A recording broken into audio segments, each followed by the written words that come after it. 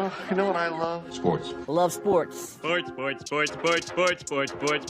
it comes to Texas A&M. Where are you getting this information? Let me tell you. Welcome to TexAgs. I need to talk a little sports with you, Ags. David Nuño here with TexAgs Radio. Billy Lucci here on TexAgs Radio. Olin Buchanan. We will develop men, we will graduate players, and we will win championships on the field. The best way for us to win is to do it together. Been in college baseball for a while now, but I've never experienced anything like 12th man. The other schools are like, we're freaking Texas A&M, man. Like, this one's special. The 12th man this past week was unbelievable. The epitome of what this team has done, right? Gavin homers, Jace homers, Braden homers, Chris Cortez, 100-mile-an-hour fastball. You know, if I'm betting on anybody, it's the Aggies.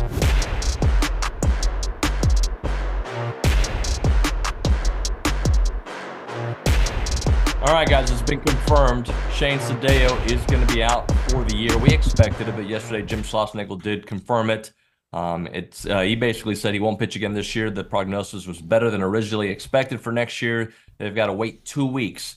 And a big part of it we'll get to here in a moment, but it's TexAgs Radio presented by David Gardner's Jewelers, Rollo Insurance Studio, Go Hour, presented by the Warehouse at CC Creations. I'm still here in Florida. We go to College Station, where Olin Buchanan, our Heisman Trophy voter, is standing by. OB, we expected that news. It's now confirmed. But the part that caught my attention was, and this is the truth, the goal is to stay in the winner's bracket, so we don't have to play as much. That would help. We're going to have to find some other guys to step to the forefront. That is one of the things I challenged this pitching staff about. Who's going to be the Caden Kent or more of this pitching staff? So there you go, OB. Somebody else is going to have to step up, as we kind of expected for him to be thinking. Yeah, and it's not a good situation. Obviously, you obviously want Sadeo, but at least you know what you're into going in, right? Unlike the game against Oregon where you got hurt and you're like, oh my gosh, how do you deal with this? So we talked about it yesterday. I thought Schlossnagle was masterful in the way he used his pitching after that. And so I would have complete confidence. Now he's had a whole week to prepare.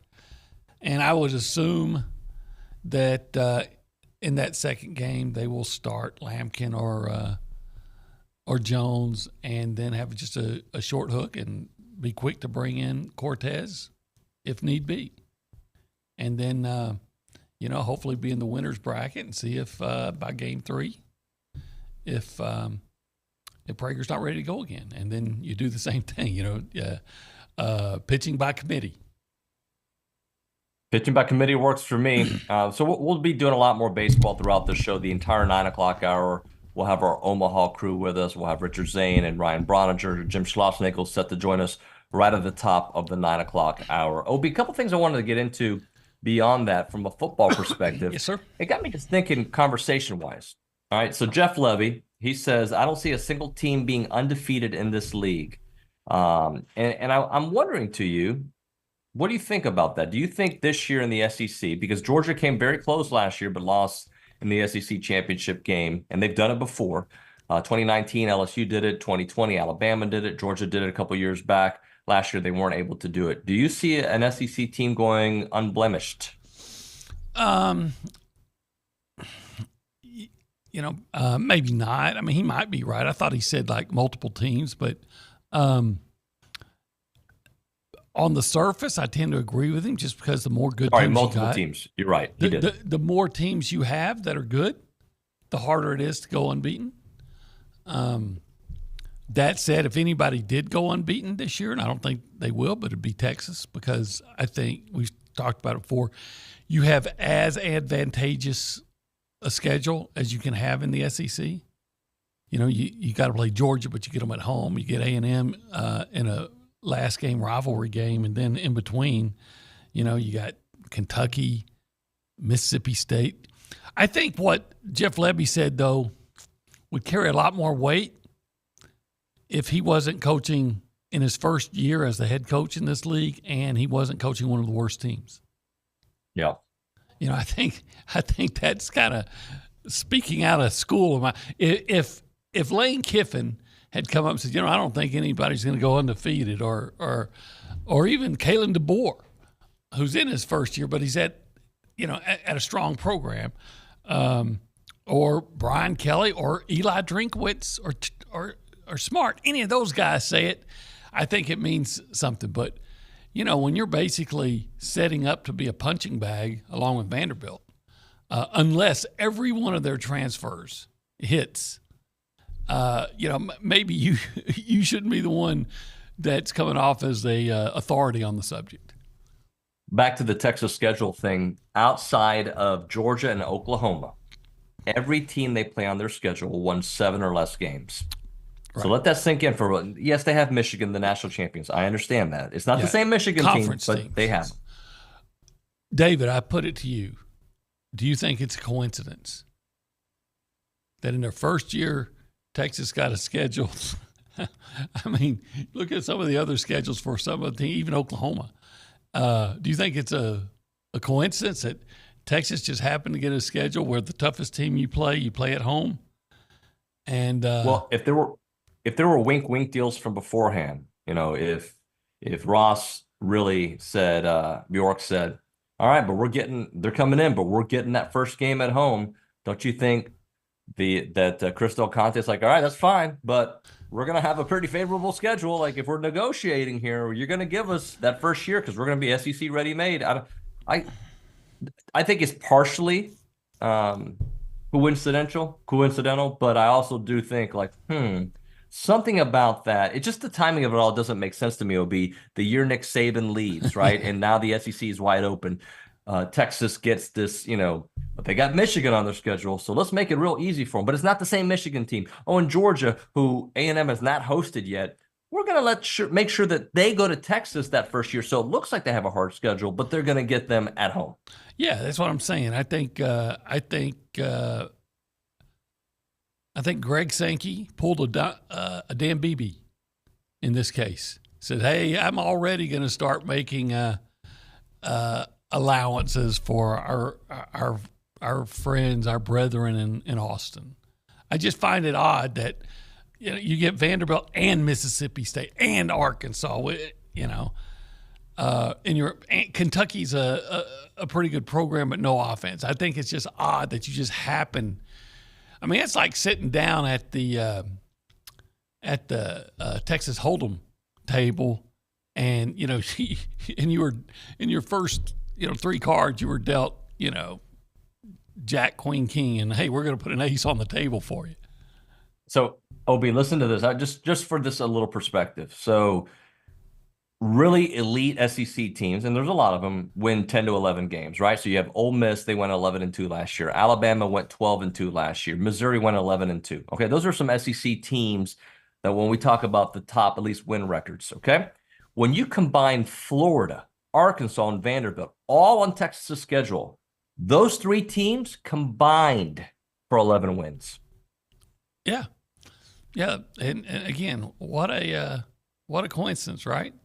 Now, that said, A&M also plays Arkansas and also plays Mississippi State and also plays Florida.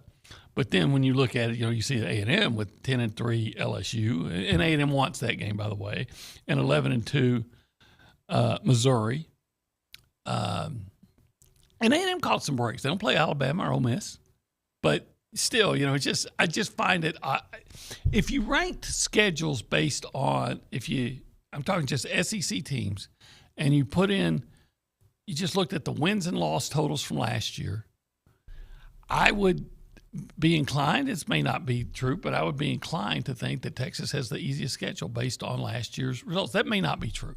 But if it's not, it's probably in the bottom 3 or the top 3, however you want to look at it. OB, we can find that out real quick. We have a great staff in the back that can kind of combine. I would like for the staff in the back, if they can, before the end of the go hour, to just do the, A&M's top 5 opponents. Give us the conference wins. Opponents. Just add up what all your SEC opponents, what their record was last year, wins and losses, and I would assume I'm betting. I don't know if this for a fact, but I'm betting Texas's would be one of the top 2 or 3 easiest. It may be number 1. based on last year's records. But we can get that before the end of the Go Hour. We can even bring it up when Stephen McGee here joins us. But I do think, and this is another topic I want to bring up with Stephen, is not only do we have to redefine what a playoff team looks like in today's world, because we don't know. Sometimes we're saying a 10-2 or 9-3 potentially can get you in. But what is considered an elite team in today's college football? Because records are going to look different with the bigger conferences as they continue to expand, and also with the opportunities to potentially lose a game that would have eliminated you before may not eliminate you in this scenario. Yeah, I mean, I agree with that. I think in some instances, 9-3 might get you in, and I think that's one of the reasons that the SEC's dragging their feet on. We've talked about this, dragging their feet on going to 9 conference games because they want to wait and see how the committee. Are you really going to make strength of schedule a component? Because sometimes they say they are, and then you don't. You play a weak schedule and you get in anyway, and you're like, well, now which is it going to be? So I do think it's interesting, but I'm inclined to believe a 9-3 in some cases might get you in, because if you've lost to a 11-2 Ole Miss and a 10-3 LSU, but you beat a Georgia or a Alabama or somebody really good along the way, but lost a non-conference game, I find it difficult to mount an argument, especially if the games were competitive. Now, that said, and I'm no fan of Alabama, but I still always go back to 2 years ago when Alabama didn't get in, when they lost 2 road games by like a point and lost them both on the last play of the game, and both against teams that were in the top 5 and and are out. If anybody could ever, and again, I'm no fan of Alabama, but if anybody could have made a case that you should get in, it was that team. So, and that was at 10-2. Of course, there's only 4 teams to get into the playoff as well. When you got 12, I think that does open the door more for possibly a 9-3 team. But you better have a couple of really good wins to go along with some really close losses to teams with that are highly ranked. OB, we had Madden in Houston send in this text message. He says their strength of schedule, speaking of Texas, is 10th somehow, which is true. I'm looking at this right here. Actually, the one I'm looking at does not have them at 10th, but they are in the hard category, we should say. Well, again, what I'm talking about is conference games. I don't know if he's including Michigan in that, and if you're adding up records, then you're adding Michigan, 15 wins or something like that against no losses or whatever it was. But if you're looking at just conference games is what I'm talking about, your 8 conference opponents, I would wonder where they would rank among conference teams if you figured up the winning percentage. This is a Coffee Talk presented by TexAgs. Coffee beat the hell out of the mornings by going to texags.com/coffee. Let's go around the room and say hi to the people. If you want to be a part of the conversation this morning, you can do it multiple ways. You can call us or you can text us, 979-693-1150. You can do that, or you can go to the YouTube page or texags.com and chat with us on there as well. Of course, follow us on social media channels. Obi, what's your Twitter handle? I don't even know. Olin Buchanan. Oh, you know what mine is? David Nuño. Yeah, that's it. Pretty easy. Easy. Let's Don't go need to and say hide hi to Kate behind Bickbone. Kate, yes, good morning. you're doing the Nick job today. Yes, I am. I was telling OB earlier. It's kind of I'm gonna make a nerd reference. Are you familiar with Star Trek? I'm familiar with Star Trek. Yes. Okay. Yes. So this is like when Captain Kirk leaves, and then I'm like Sulu. I have the con. That's what's happening right now. So I'm not Captain Kirk, is what you're telling me? In this scenario, I guess you would be Captain Kirk. Maybe he's Spock. Maybe he's Spock. Maybe. That's and then what does that make OB? Spock? I see. Live long and prosper. Yeah, you haven't thought. Maybe so. You haven't thought hard about this. Let's really reevaluate your position here in the company. About this analogy.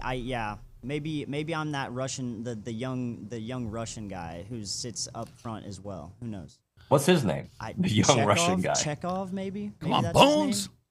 Damn it, Jim! This is it can't take anymore. I never actually watched that show. Never once watched Polish. Bones? No, your voice. Oh, I know. I can't do voices. I should be able to. Bones, wasn't he a Scottish guy? Damn it, Jim. They can't take it anymore. Right. Did you guys watch the remake movies a couple years back? I've never seen one. I've watched them, yes. They were good. I thought they were solid, yeah. I've never seen the TV show. But you can recite lines like that? Goodness. Well, I mean, you hear them all recited elsewhere so often. So, okay, I've got to ask because you bring it up. You've not watched Star Trek, and by the way, I'm not a Trekkie. Have you watched Star Wars or forget? Never seen Star Wars. I've seen one Star Wars movie, and I think it was Return of the Jedi. I think it's the one where they have the little bear creatures running around with spears. Yep, Return of the Jedi. Okay, so that's the only one I saw. Ewoks, by the way. They're called Ewoks. Okay. Yeah. Kate, anything else, buddy? Well, I was gonna say they were walking around with spears. No. Yes. Old man that's joke. Good. That's very good. I guess. Well, yeah. I got nothing else for you right now, but come back later. Yeah. Thank you, Kate. Appreciate you. Let's go to the Angry Elephant News and Social Center. I believe Caitlin Torn, who's been gone for 6 months, is back there in the chair. No. Caitlin, good morning. No. It's Riley. No. Oh, my gosh. How come nobody tells me who's in there? You only miss it by an entire gender. Other than that, Did I? Riley, good morning, buddy. How are y'all doing today? I'm good, man. What's going on with you? Not much. I've got a Spanish class that's kicking my butt right now, but really that's about it. Watched the finals last night. Watched the Mavs go down. Watched the Mavs go down 3-0. That was unfortunate. Even I'm from Dallas. I'm not a Mavs fan, but I am from Dallas. So having them lose their third game was kind of unfortunate. It was disappointing. How are you from Dallas and not a Mavs fan? Okay, so if you want to hear the story, so I got into basketball in 2016. You can call me a bandwagon. I'm a Warriors fan. Steph Curry is kind of like the reason that I started to like basketball quite a bit, and that's why I'm a Warriors fan. Okay, I get it. It makes sense. It all adds up. But we get it here. By the way, we'll probably play Brian Windhorst's sound. Obi, did you hear it? No. I didn't. He annihilated Luka Doncic yesterday. Like when I say like he destroyed him. Okay, do you have that ready by any chance? I know we're going to play for Aaron Torres, but do you have it ready by any chance? It's not. I don't want to make excuses, but is not Doncic playing hurt? He is playing hurt. Okay, he is playing hurt. His defense has always been suspect. Yeah, his defense has been pretty bad in this series, though. They've attacked him consistently. Okay. Yeah. Anyway, in the Riley, NBA what else finals. you got for us, buddy? I've got a little bit of baseball All-American honors. The NCBWA named Jackson Appel a first-team catcher, Evan Aschenbeck as a first-team relief pitcher, Jace Laviolette as a first-team outfield, Braden Montgomery as first-team outfield as well, and Ryan Prager as second-team starting pitcher. Perfect Game also announced their All-American honors, with Evan Aschenbeck being first-team, Braden Montgomery being first-team, Gavin Grohovac being freshman first team, and Caden Sorrell being freshman second team. The Aggies left yesterday for Omaha. We're excited for that, as we've got a lot of our TexAgs crew over there. I'm sure we're going to be hearing more from them later today. Good stuff, Mr. Tunnicliffe. Appreciate you. OB, when we come back, we're going to hear that sound from Brian Windhorst, who just destroys Luka. Just get your thoughts on that. But I do want to go beyond that. We've got some other football topics to get into before Stephen McGee joins us here on TexAgs Radio. Right now, OB, Father's Day coming up on Sunday. I'm sure you've got some plans, but I want to give some people some other plans this weekend, right? So if you're going to the George Strait concert or the Parker McCollum, well, they're together, right? But George Strait's the headliner. If you're going there, pre-party there at Hush and Whisper, and then it's a Father's Day weekend, right? You should head out there and just enjoy. Hush and Whisper is a place you can take a tour, have a fun experience together, and now through Father's Day, for every bottle purchase, get a polo for half the price. Hush and Whisper is an innovative distillery cocktail lounge founded to defy convention and distill true grain-to-glass spirits. They're in the Verisco building in downtown Bryan, where I started my career at Power 94 back in the day, 1998. Now it is the place to get your whiskey on. They got white whiskey, 70% corn, 16% wheat, 14% malted barley, original vodka, original gin, and they source only the finest local ingredients, committed to the highest quality of production there at Hush and Whisper. What you can do there, you can have a good time, right? It's just an awesome place to go enjoy. You can reserve a tour, a tasting, or just a tasting. You can book an event. You can have a meeting, a celebration, team building. Come in for a mocktail or a cocktail, either way. And also this weekend, if it's for Father's Day or if it's on Saturday before you go to the George Strait concert, head out there to Hush and Whisper in downtown Bryan. You will not miss it. You don't want to miss out. The hours, Thursday and Friday, 2 p.m. to 11 p.m. Saturday, 11 a.m. to 11 p.m. 219 North Main Street, the website, hushandwhisper.com. That's hushandwhisper.com.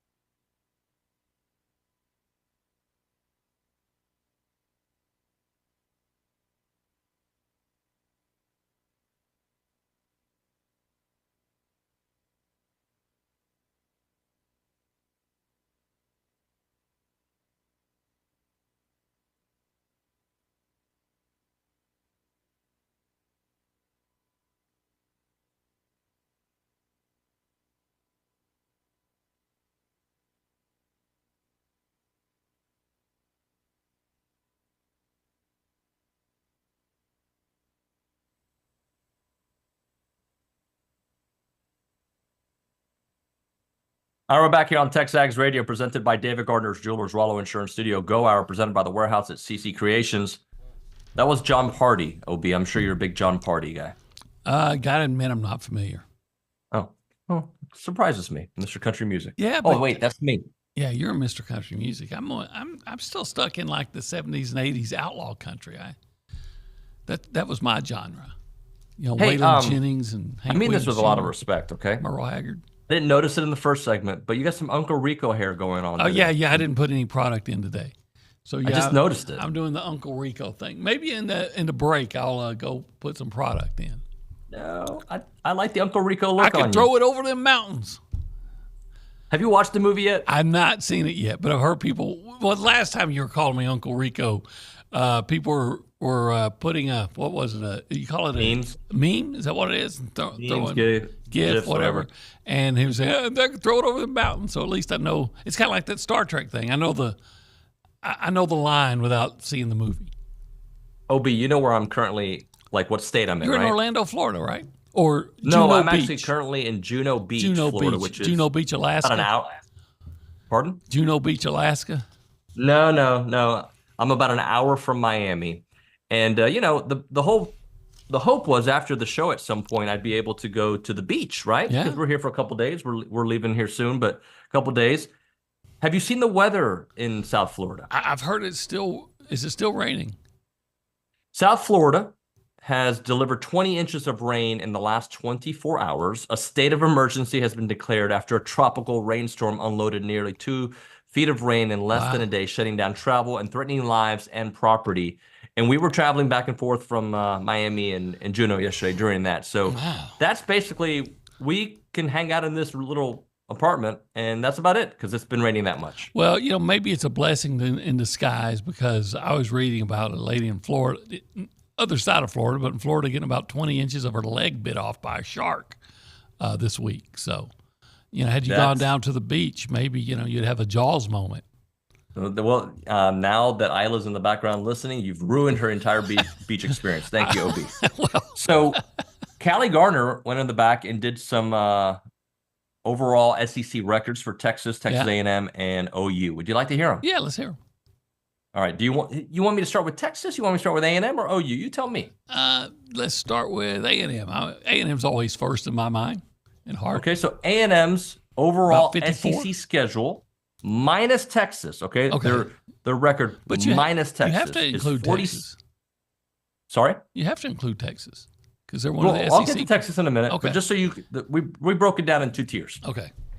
Their minus Texas, their record is 46-41. Okay. Okay. Okay. Of their opponents. Right. Including Texas, 58-43. Okay. Okay. All right. Now let's do the University of Texas. Okay. Their record minus OU, because remember they're coming in with OU, so we're not including that but just minus OU. Their SEC schedule is 43-45. Okay, so just under 500. Okay. Including OU, 53-48. Okay. Now let's give OU's record. Okay. Minus Texas, their opponent's record, 64-27. You include Texas, 76-29. Yeah, like we're saying. And again, if you went, I think Florida has maybe off the top of my head the toughest row of all, if I'm not mistaken. It's crazy. So I'm just saying, again, the numbers are going to bear out that Texas has as advantageous a schedule as you're going to get in the SEC. And yet, even with Mississippi State and Arkansas and Vanderbilt and a struggling Florida team that may or may not be better and all those, it's still a stronger schedule than they would have played in the Big 12. Yeah. Hey, so we teased that we're going to hear this Brian Windhorst sound on Luka. You haven't heard it, right? No, I haven't. Okay. I want you to listen to Brian Windhorst, who's usually very, player friendly. He and LeBron are the boys. Here's him come after Luka yesterday. That Luka fell onto the ground there in an unacceptable position to put himself in with 4 minutes left with 5 fouls, and then immediately looks at the bench and says, "You better bleeping challenge it," as if it's the bench's fault that he just made a terrible play. I'm standing here in the Mavericks tunnel. Over there is the Celtics tunnel. That's where the winners are. If Luka's ever going to be a winner coming out of this tunnel here, he is going to have to use what's happened in this finals as a learning experience. His defensive performance is unacceptable. He is a hole on the court. The Celtics are attacking him. They are ahead in this series because they have attacked him defensively. And you've got a situation here where Luka is complaining about the officiating. They have begged him. They have talked with him. They have pleaded with him. He is costing his team because of how he treats the officials. He's a brilliant player. He does so many things well. They are here because of how he did.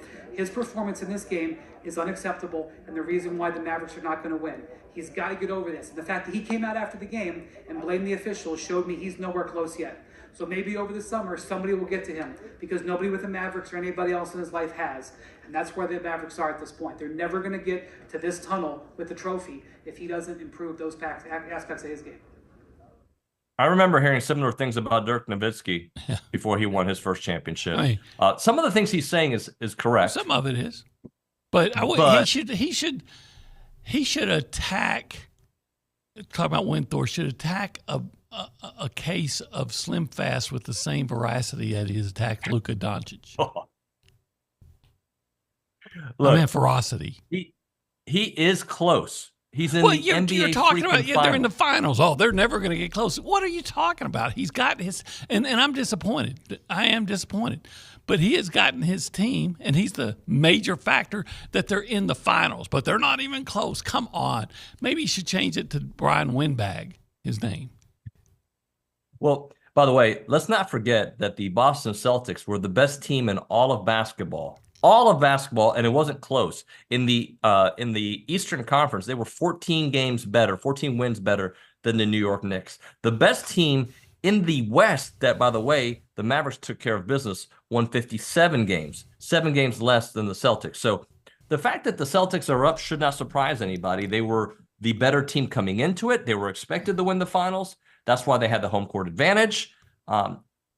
I am disappointed, like you are, with the way Luka has played, and his defense has been on display because the Celtics have attacked it. But this is a team that's been sniffing an NBA championship for a long time, and you can say some of the same conversations were being had about them in the finals in years past. Yeah, I've watched some of the game, and I was getting frustrated because Luka wasn't that great on the offensive end a lot of times. He was, missing some short shots and things like that, and I have to remind myself, supposedly he's playing really hurt. Like they thought he might not even play in the second game, but he, went ahead and get out there. But and I knew that, hey, at least I felt like if they could win last night and then get back in it. But you're not. Let's be realistic. You're probably not coming back from a 3-0 deficit, right? I wouldn't even go as far as say you're not. You're more likely to get swept, obviously, than come back from a 3-0 deficit. So this series is over, but. I'm gonna paint a guy as a loser because they're getting beat in the final. Now, could he stop chirping someone? Yeah, that I would agree with that. Just go out and play. Hey, so as you know, and we'll end our NBA chat with this. I covered James Harden for a big portion of his career in the Rockets.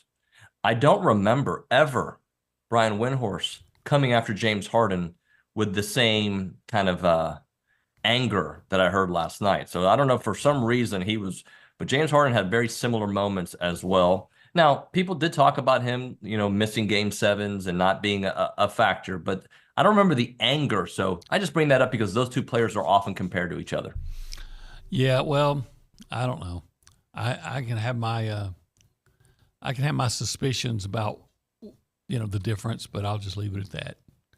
Okay, we'll leave it at that. We'll come back with Stephen McGee, our QB1 on TexAgs Radio. Right now, we're talking about FBS Appliance. They have a great team of experts there that are going to help you with your appliances that make your house a home, and they carry great brands to make your life easier with appliances to fit any budget. They've been caring for Texas since 1988, and they've got all the trusted brands that they can get you in your home. They have trained installers that guide you through the purchase because FBS Appliance wants to be your trusted appliance store. Their sales team is fantastic. They've assembled a team of professionals that are experts in their field, providing personalized assistance, drawing on their product knowledge and expertise. And their services don't stop at sales. They have expert installers that want to help you get the right appliance in your home the right way. They want to be your appliance store committed to delivering an exceptional experience. Here it is, 8 showrooms across Texas. Visit any of those and find them online at factorybuilderstores.com. That is factorybuilderstores.com. It's FBS.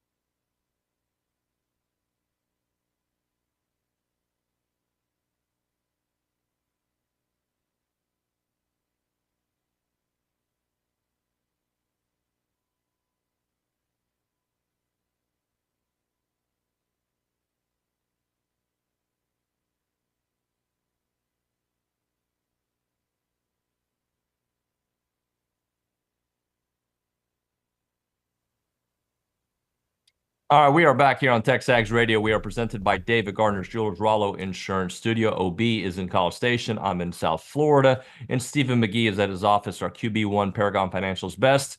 Mr. McGee, how are you, sir? Hey, good morning, gentlemen. What's going on in your world? Guys?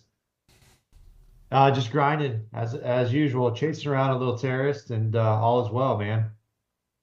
So I wanted to start the conversation, and we can go kind of back and forth with the OB. How many elite teams do you think there are in the SEC this year? But before answering that, what do we consider in today's world of college football an elite team? Because with the new playoff structure and the 12 teams getting in, I think the pot gets a little bigger potentially. So just how do you define what an elite team is in today's world? And then who are those elite teams in your opinion? Yeah, I would have said prior to this year that it would be the top 4 teams plus a couple teams. Like last year, Georgia didn't make it in, but I feel like they should have made it in. So I think you could arguably say there was probably 6 teams that would be truly elite people, or teams that you feel like had on the right day, they could have won the national championship, right? 12, I'm interested to see how this plays out. Are there going to be some pretty big mismatches, 12 playing 1 per se? Like if Ole Miss makes it in, do I feel like Ole Miss is an elite team? No, I don't. I think they're a good football team, but I don't think that they were, or previous years at least, they haven't been elite. OB, your thoughts? Elite is, usually includes 4 or 5 teams at the most. Now, what I think is, I still think 10 wins is going to define a great season. So if you get 10 wins, you've had a great season, and then you have to have, 1 loss or no losses to be elite. And I think there's probably going to be, last year, I think the SEC had 5 teams, 5 out of 12 that had 10 win seasons. I think it was. I think pursuant to our earlier conversation, I think you're probably, even with more teams, you may have less 10-win seasons, because you're going to have, especially when the time comes that they go to 9 conference games, because it's just going to be harder to win. Yeah.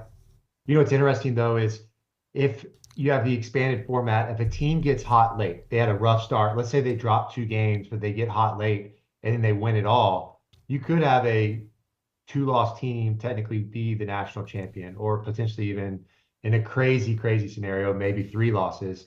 And it reminds me of the New York Giants back when Eli Manning was their QB. They had a very subpar team that was probably going to miss the playoffs, but they got hot late. They won, I think, 4 or 5 games at the end of the year, and they ended up winning the Super Bowl. And so it's all about getting hot at the right time, and then making sure that when you're not on your best game, that you don't ultimately cost your team a chance for one of those playoff spots, which to OB's point is probably going to be more likely than not a 1 at most 2-loss team. Well, you say that one of the great things about the playoff, and why I think that I always thought they should go for 8, but I'd rather them have 16 than 12. Is it's not uncommon for a team to struggle early and be outstanding late. I believe at the end of 2012, Texas A&M was the best team in the country, but they had the struggles early because of that hurricane game. And I'm going to make a comparison to high school. The first year that the state of Texas went to 2 teams in the playoffs, the very first year, the team that won the state championship was Beaumont Westbrook, lost its first 4 games. Who are you at the end of the season? And what sucked about the previous system was if you lost a couple games early, you're out. It doesn't matter how good you are, or even if Penn State won the Big Ten a couple of years ago, about 3 or 4 years ago, and didn't get into the playoff because they took Ohio State, which Penn State beat because Penn State had lost an earlier game than Ohio State did. How about OB, just a subtle bomb drop on us, just the memory bank, going to Beaumont Westbrook, going to the 2 playoff system. I mean, how incredible it was is the first year. It was the first year in existence of the school, too. It's unbelievable, man. And they should have made a movie about that team. Hey, Stephen, as your fatherhood gets longer and longer, you've been doing it longer, you'll notice that your recall for things recently go away. Like you won't remember what you ate for lunch, but you'll remember things from like 1993. It's amazing how that memory thing can happen. It's true. I'm very thankful that I'm not going to remember this morning because my daughter was being incredibly difficult. So she runs the house, doesn't she? She does. Bless my wife's heart, man. She's my wife is an All-American.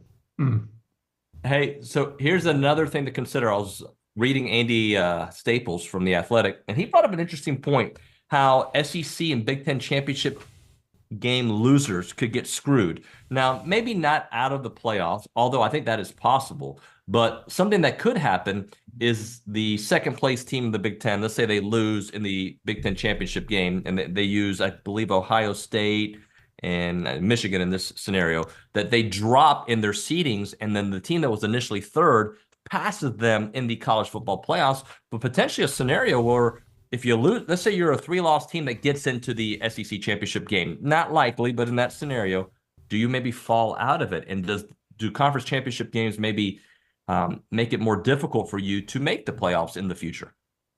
Yeah, and I would make that argument. It makes a lot of sense. I think that's kind of what I referenced earlier, is if a team has 2 losses, let's say that they have a really good non-conference opponent that they drop a game to earlier in the year, and then let's say Michigan loses to Ohio State. Now they have 2 losses and they go to the Big Ten championship and they lose. Now they have a 3-loss team, right? That arguably, if the ball bounces the right direction, they could be the best team in the country, right? Let's say that, Ohio State beats them in a championship game on a last-minute touchdown. Man, they're a second away from being the Big Ten champion and being in. And now all of a sudden they're a 3-loss team that's probably on the outside looking in. But if you're saying, and this is the argument we got into last year, are they on the football field one of the best 12 teams in the country? The answer would probably be yes, but did they win the games they needed to make it in? Then you could arguably say no. So there's so many games you could play with this, obviously, but I think the most important point will be that in every scenario, the elite teams make it. And I think that's the goal, right? Is that in a year like last year, Georgia now makes it because Georgia was an elite team and they deserved to be in the college football playoff, because I believe they were one of the best 4 football teams, but they lost late when it mattered. And so they didn't get in. And I think in this new expanded college football playoff, the best teams are going to make it. OB? Let's hope. I would be, again, you got to put a lot of emphasis on strength of schedule. And, I hope they do. I still think that, like, Florida State got hosed last year because in their last game, they won a conference championship over a highly ranked team. Louisville was highly ranked.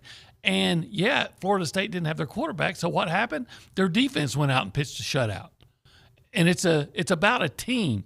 And so I don't trust committees. I never do. And anybody that likes Texas A&M, follows Texas A&M, shouldn't trust any committee any time. But you hope that they do more than just look at one loss record. I mean, I know you're not going to get in at 8-4, but I hope you look that moving forward when they have this, they pick these 12 teams and then eventually 16. I hope they'll look at. I hope they find a way to actually balance strength of schedule, because again, I talked about this earlier, Stephen, and I'm no Alabama fan, but 2 years ago, Alabama doesn't get in because they have 2 losses, and they were both on the road to top 5 teams by less than a field goal, and they lost on the last play of the game. There you go. Hey, I want to bring this up because we were talking about strength of schedule a moment ago, and OB brought it up, but I have Florida's schedule just to talk about. Stephen, when we talk about these hard schedules, Texas having somewhat of an easier SEC schedule. Florida's schedule, beyond the SEC games, they take on Florida State, they take on Miami, they take on UCF. But like their last 5 conference games, or 5 of their conference games, are against number 1 Georgia, number 3 Texas, number 14 LSU, number 6 Ole Miss, and of course I already mentioned it, number 11 Florida State. Yeah, I saw that. And their coach is on the hot seat. It's super hot. I mean, if he man, if he survives this schedule, he deserves a pay increase. You know, he's the right guy for the job. But crazier things have happened, and it's a program with rich history, and you know they've got a quarterback that has a gazillion starts. So, you know, if another year in this system, if they can put it all together, you never know. But man, it looks like an uphill battle for Florida. And as an Aggie fan, I think that we probably have the reverse. I would say it's arguably much more favorable schedule, especially in SEC terms. You get some pretty good draws. You lose Bama, but obviously starting the year, with a tough non-conference game against Notre Dame is going to be extremely difficult. But as a fan, it's a game that I'm very glad to have on the schedule compared to Stephen F. Austin.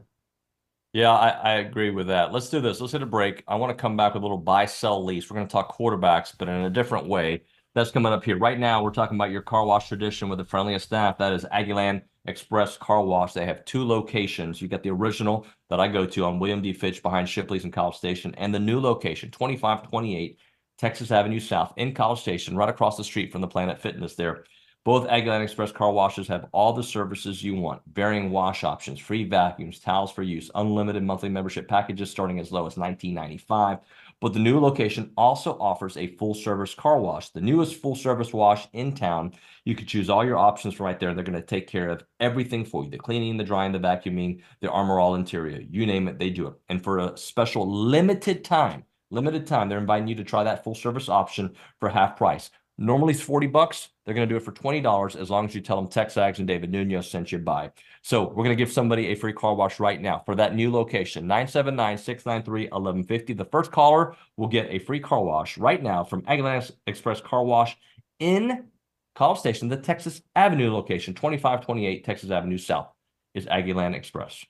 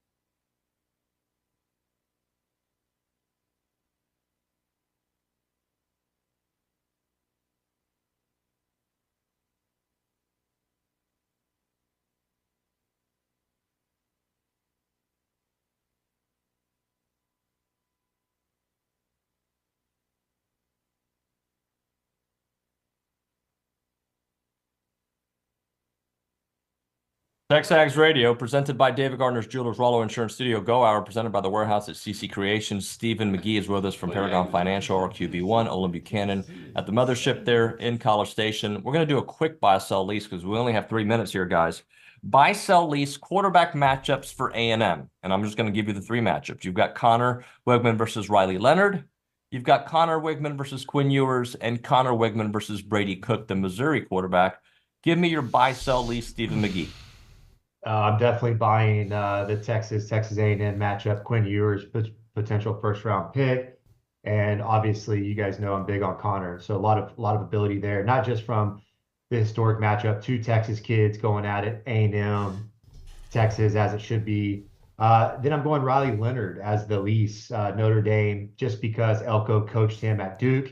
He's a very talented player as well, and a really good athlete, brings a different element to the game. Guy that's been around the block for a while. And no offense to the Missouri kid, I know he's a really good football player. It's just not a very thrilling matchup. So I guess that's why I'm going to sell Mr. Cook. OB? Yeah, I'm approaching it from kind of a why do I think it would be a best matchup for A&M to win? So I'm buying Wigman against Riley Leonard because it's not a shot at Riley Leonard, but he has what I think are going to be pedestrian receivers overall and a offensive line that has all kinds of question marks. I'm going to lease Quinn Ewers because he has a good offensive line, but I'm not sold on the receivers that he has, and I'll sell Brady Cook because he has some damn good receivers to throw to. And Theo Weiss and Luther I like Burden. it, OB. And it's interesting and we got to break here in a second, but the Missouri matchup, I still don't know what to believe about them. I feel the same way about Texas and Notre Dame, but Missouri is one of those teams like, are they really a 10-11 win team again? I just don't know. And OB, I know you have opinions on that. Yeah, their defense may be the problem because I think they can score in the 30s every game, but they may give up 40 every game. Stephen, what's the plan for the weekend? Watch some U.S. Open golf, sit on the couch, hang out with the fam. All right, man. You enjoy it, and we'll talk to you next week. All right, guys. Take care. Stephen McGee, our QB1. OB, great job, buddy. I appreciate your time. See you next week. Steve, are you not here tomorrow? No, I'm here tomorrow. I am. Oh, just throwing you a curveball. I'll see you tomorrow. All right. All right, buddy. When we come back, Jim Schlossnagle, Ryan Brauninger, Richard Zane, all that in the 9 o'clock hour. It's TexAgs Radio.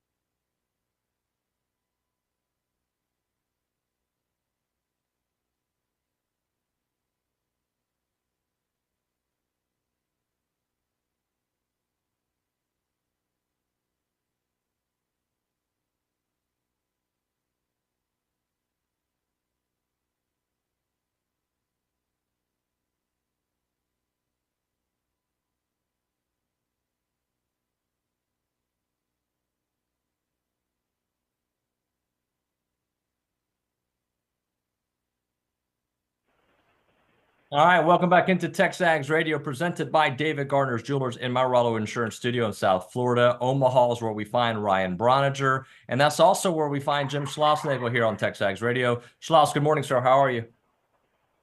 Good morning, guys. Good morning. Great to talk to you from Omaha, that's for sure. Yes, sir. So I wanted to start off the first thing for you, just in your research preparing for this Florida team. Gators have won 5 straight. They're hot at the exact right time for them. How have they changed since when you played them early on in March? Yeah, I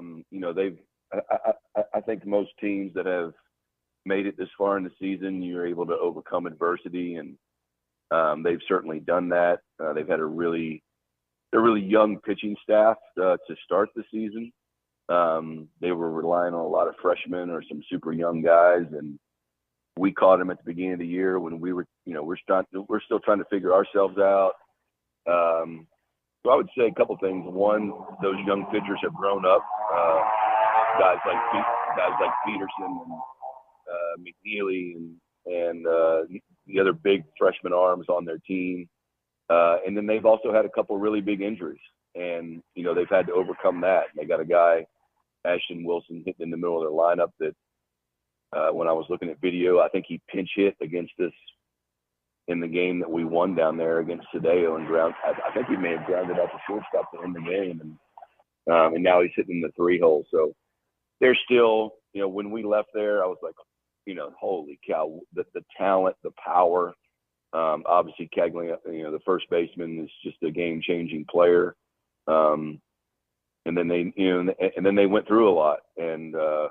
But as Coach O'Sullivan's teams seem to always do, they're there at the end. So they're a completely different team. They're really good. They're super talented. They've overcome a lot. And I would say we're the exact same. We've had 2 huge injuries. We have some guys that have gotten better throughout the course of the season. And so we'll see how Saturday night goes. Coach, we've had a lot of the players come in this week, and just asking them, I don't think familiarity always equals comfortability, but I'll ask you the same question. Does having some familiarity with Florida take the edge off of playing them in an Omaha setting? I would say that for the players, when you've seen a guy before, that helps. Of course, they've also seen our pitchers. So whatever's true for us is going to be true for them, so there's no advantage. I would say it saves our coaching staff a little bit of time. I mean, I still went back through, this week and rewatched all the video to, for example, some of the guys on the team, Colby Shelton, like we used to be able to play shifts on him.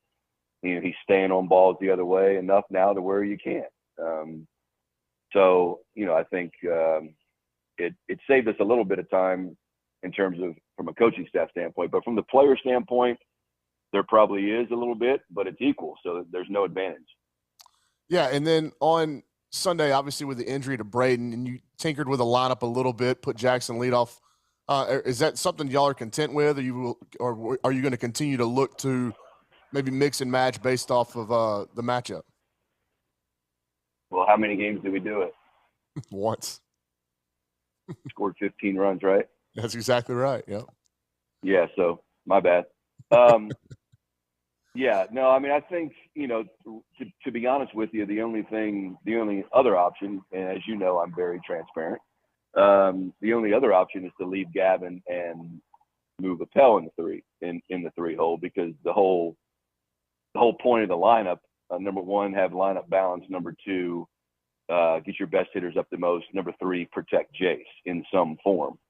So I was either going to leave it alone and just slide everybody up, or do what we did. So it's one game, I mean, we frankly aren't going to play enough games the rest of the year to see if any of this stuff matters. The only thing that matters is that we win. I think lineups, lineup construction, you can judge it more over the course of an entire season than you can in one particular weekend, for someone to say, oh, wow, Gavin didn't have as good a game because he was hitting third. yeah, pick another sport to study.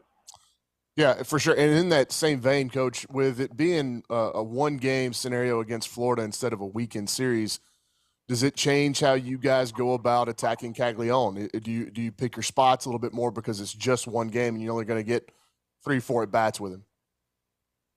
I mean, you certainly have more things to look at.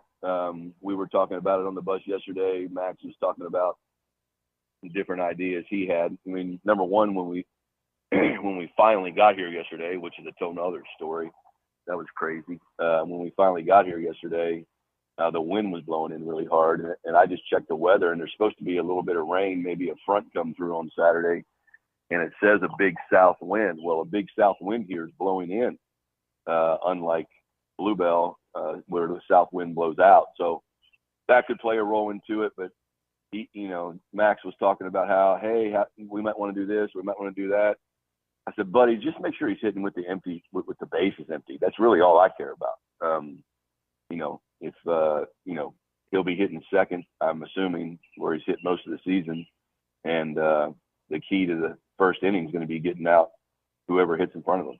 But yeah, I don't know if I'll do the 4 outfielder thing. I think we may have tried that against him because, if he hits the ball in the air, it's a homer. So we may try a few different things, but the bottom line is we just got to get the guys. We've got to have them hitting with nobody on base.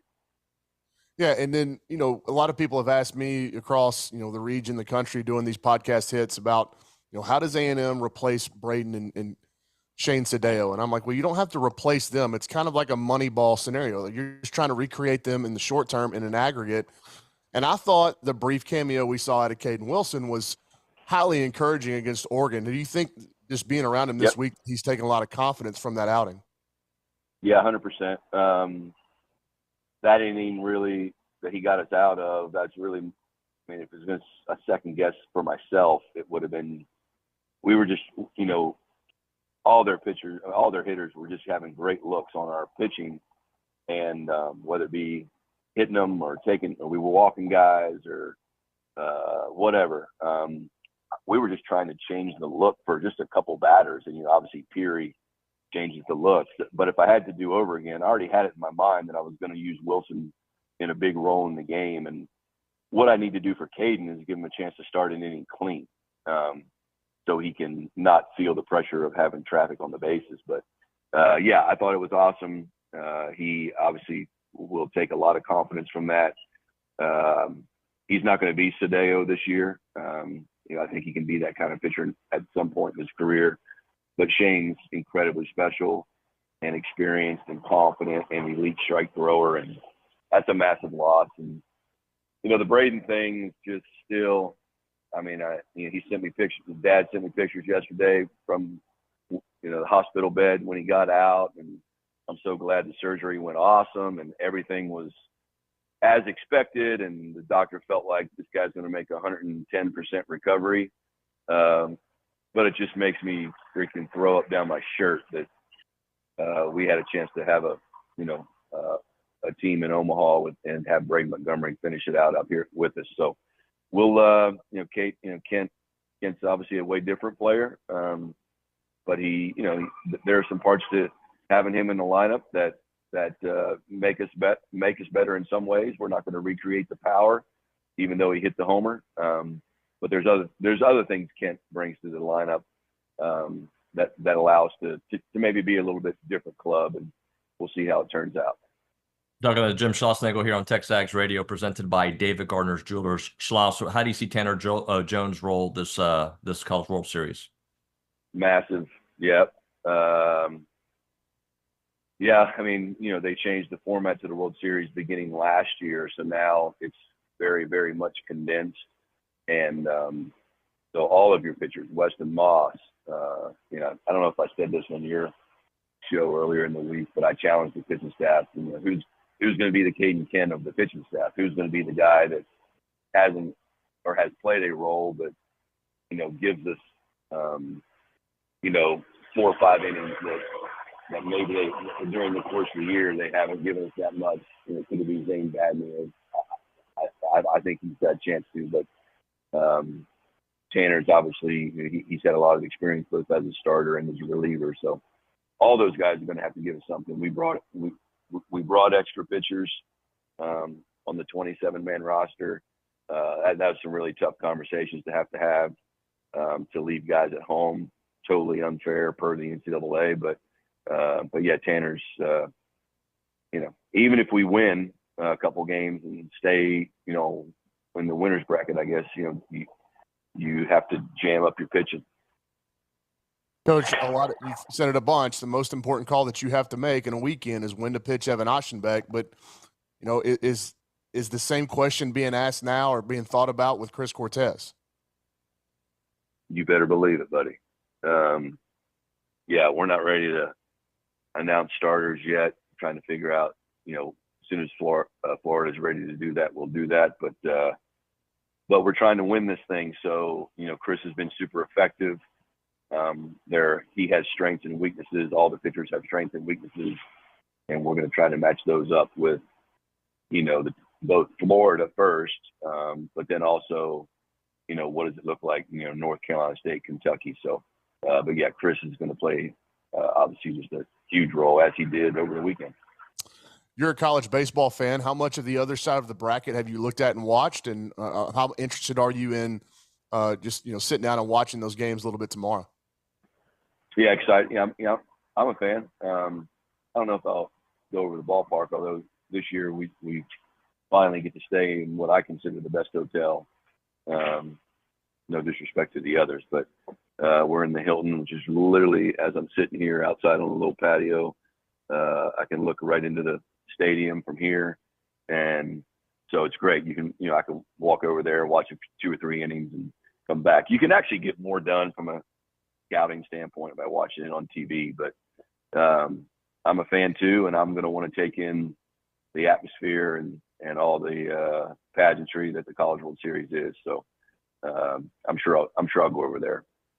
Yeah, and I don't know how much you can talk about it, getting into specifics, but you've had a good week in the transfer portal, both with guys announcing that they're coming to A&M and then guys foregoing the draft. I don't know how specific you can get. If you can get specific, great. But just talk about what those conversations have been like in trying to manage what's happening in the portal with you guys still playing. I know it's a really hectic job for you and Nolan to try to keep up with everything and get guys to just, hey, don't make a decision until we're done playing. Like, come see us. Yeah. I mean, I don't. The 2 guys that you're referring to, I don't know if they've signed national letters. I mean, transfers don't sign national letters of intent, so all they sign is a scholarship, I think. So I better probably sit tight. But we're excited about the guys we have coming for sure. But yeah, it's people will think, wow, you go to Omaha and you're gonna give you even a better, sexier opportunity to get some of these guys out of the portal, and it's actually the opposite. It works against you. I know for a fact a head coach at an incredibly prominent school in the SEC West, as soon as they lost, he just went on the road for 5 days and started knocking out home visits with transfers, right? And which good for him. That's what he should do. That's what I would do if we had lost last weekend. But I also, I guess I could do that, but how would you feel as a player if you're getting ready to go play the College World Series and your head coach or one of your position coaches wasn't even at practice when you're trying to win a national title? So I just refuse to do that. My responsibility is to this team and Texas A&M, and so I'm going to give every ounce of me to this team. Now, when we're not practicing, it's endless. And when I say endless, it's endless. Communication, Zoom calls, agents, whoever, just trying to get guys to stay interested. What's crazy is there's only about 2% of the transfer portal that would actually be a fit at a place like A&M. And when I say a place like A&M, like an SEC school, like a real SEC school where you're competing at the absolute highest level. So let's say there's 50 players in the portal that we've identified, pitchers or position players, that, hey, these are guys that may be a fit. Well, there's also 70 schools trying to recruit those 50 players, right? So it's, those guys get crushed and they get pressured into making decisions. And we're sitting here in Omaha going, hey man, you can watch us on ESPN Saturday night. Can you just wait until we're finished? And most of them don't want to wait. So we're working our rear ends off, Nolan, Mike, Max especially. It does take away from the pure joy of being here. But we would like to be back next year.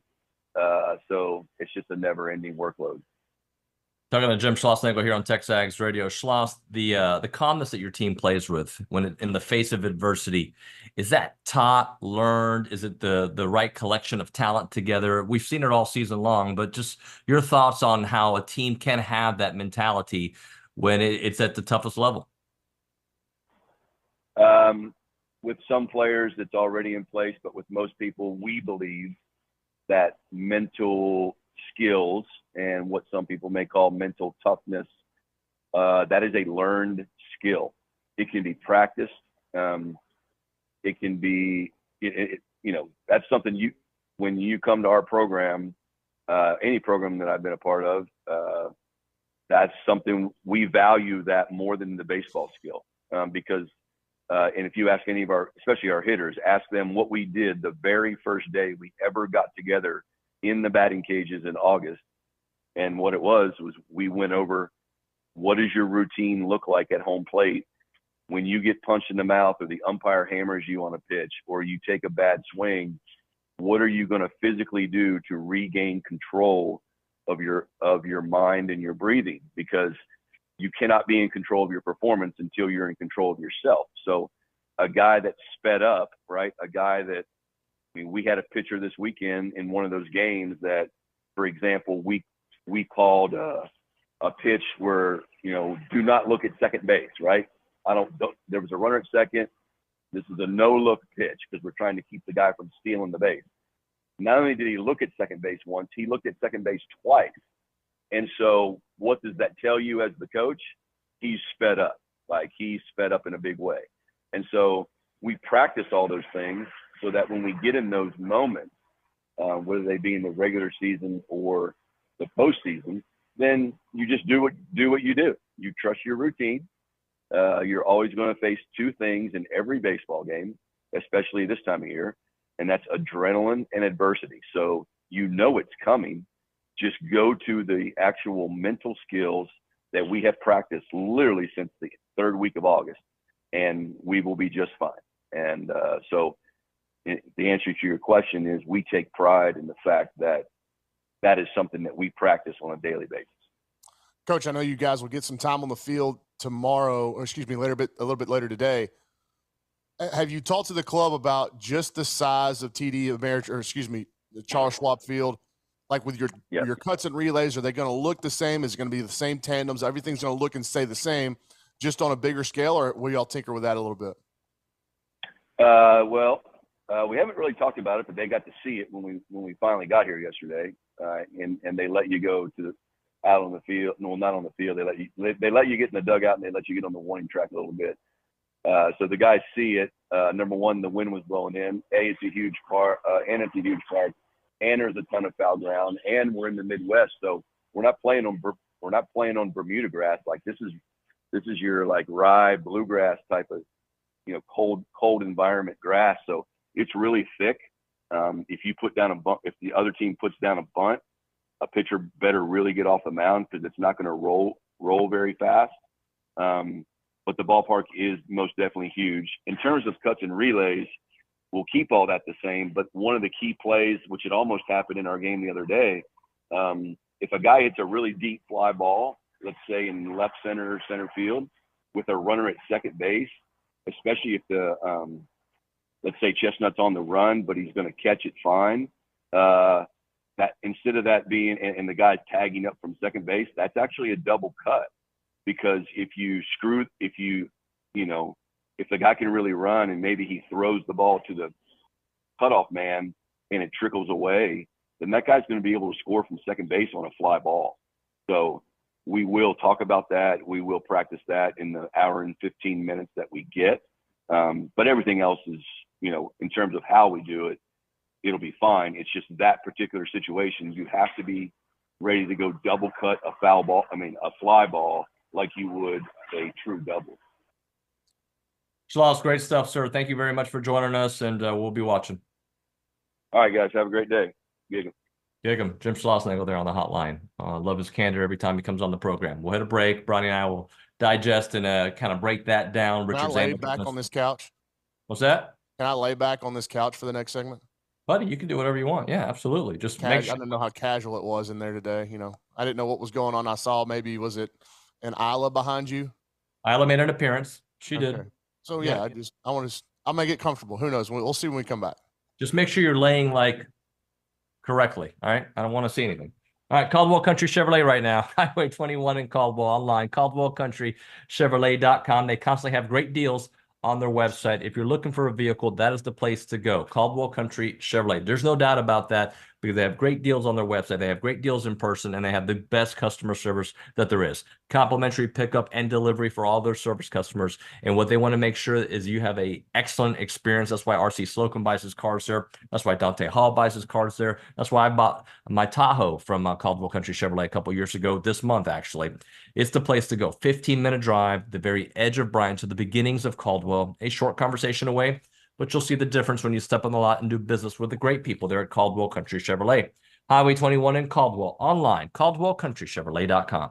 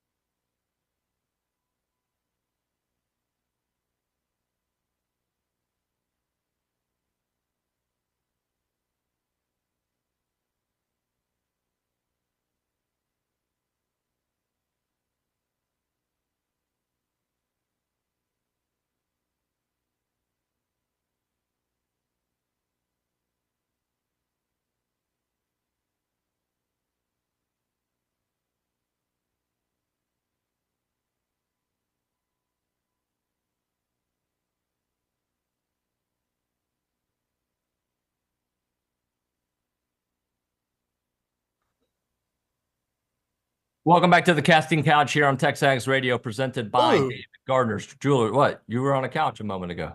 What is that? Can you be more specific? What does that mean? It means that you're on a couch being interviewed. Oh, okay.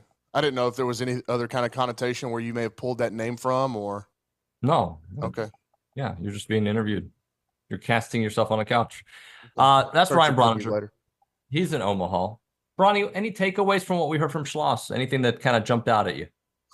No, it's I wanted to ask him about Chris Cortez and his usage, and I think that it's wise that the staff is like still going through matchups, and you don't have to name a starting pitcher. We all think it'll be Ryan Prager, right? Like that would make the most sense, but you don't have to name a starting pitcher 48 hours before you play. Nobody says you have to do that, and so if Florida's going to wait, why not? A&M can have a little gamesmanship themselves, and so I like what he said there. And it's true, like it's becoming true that you have to make a decision about when to pitch Chris Cortez now, and the same that you did with Evan Aschenbeck for the vast majority of the season because of what Chris has blossomed into. I talked to a scout for the Arizona Diamondbacks. What was it, on Tuesday? He said, name 5 pitchers in college baseball that have better stuff than Chris Cortez. And I couldn't do it. I couldn't even get to 4. Hagen Smith, Chase Burns, Chris Cortez. So, and that same scout told me that he thinks that Chris is getting enough buzz now and enough draft helium that he is going to go in that kind of sandwich supplemental round to early second round. And I mean, think about that rocket ship of an ascent of up the draft charts for Chris, throughout the course of the season. I think he probably started in the 6, 7, 8 round range, and it's like every outing, it's like he's getting a tick up, and the scouts are starting to fall in love with not just the arm talent, but now the complete arsenal of what it could look like in a big league bullpen. And I think there's some pro scouts that even think that he could turn into a starter down the road. So, yeah, he's created tremendous value for himself, but he's also created tremendous value for this team and his role in this team. And I think that when they use him is going to be really interesting this week, and how they use him as well. Ronnie, so yesterday on the program, I made a comment about our pitching staff, and somebody said, "What do you mean they're not a suspect?"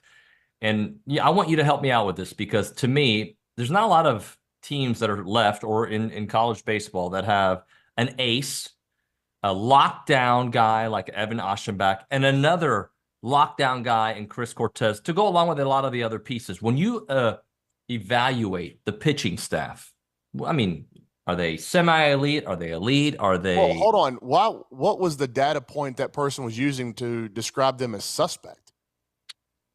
I think it's when I was saying something about them being a very good pitching staff. He goes, they are a very good pitching staff by every metric. Exactly right. They've been consistent. For Ryan Prager to throw 35 pitches and get beat up at home, unlike we've ever seen him do this season, like that was the biggest outlier of all of his home, especially home starts of the year.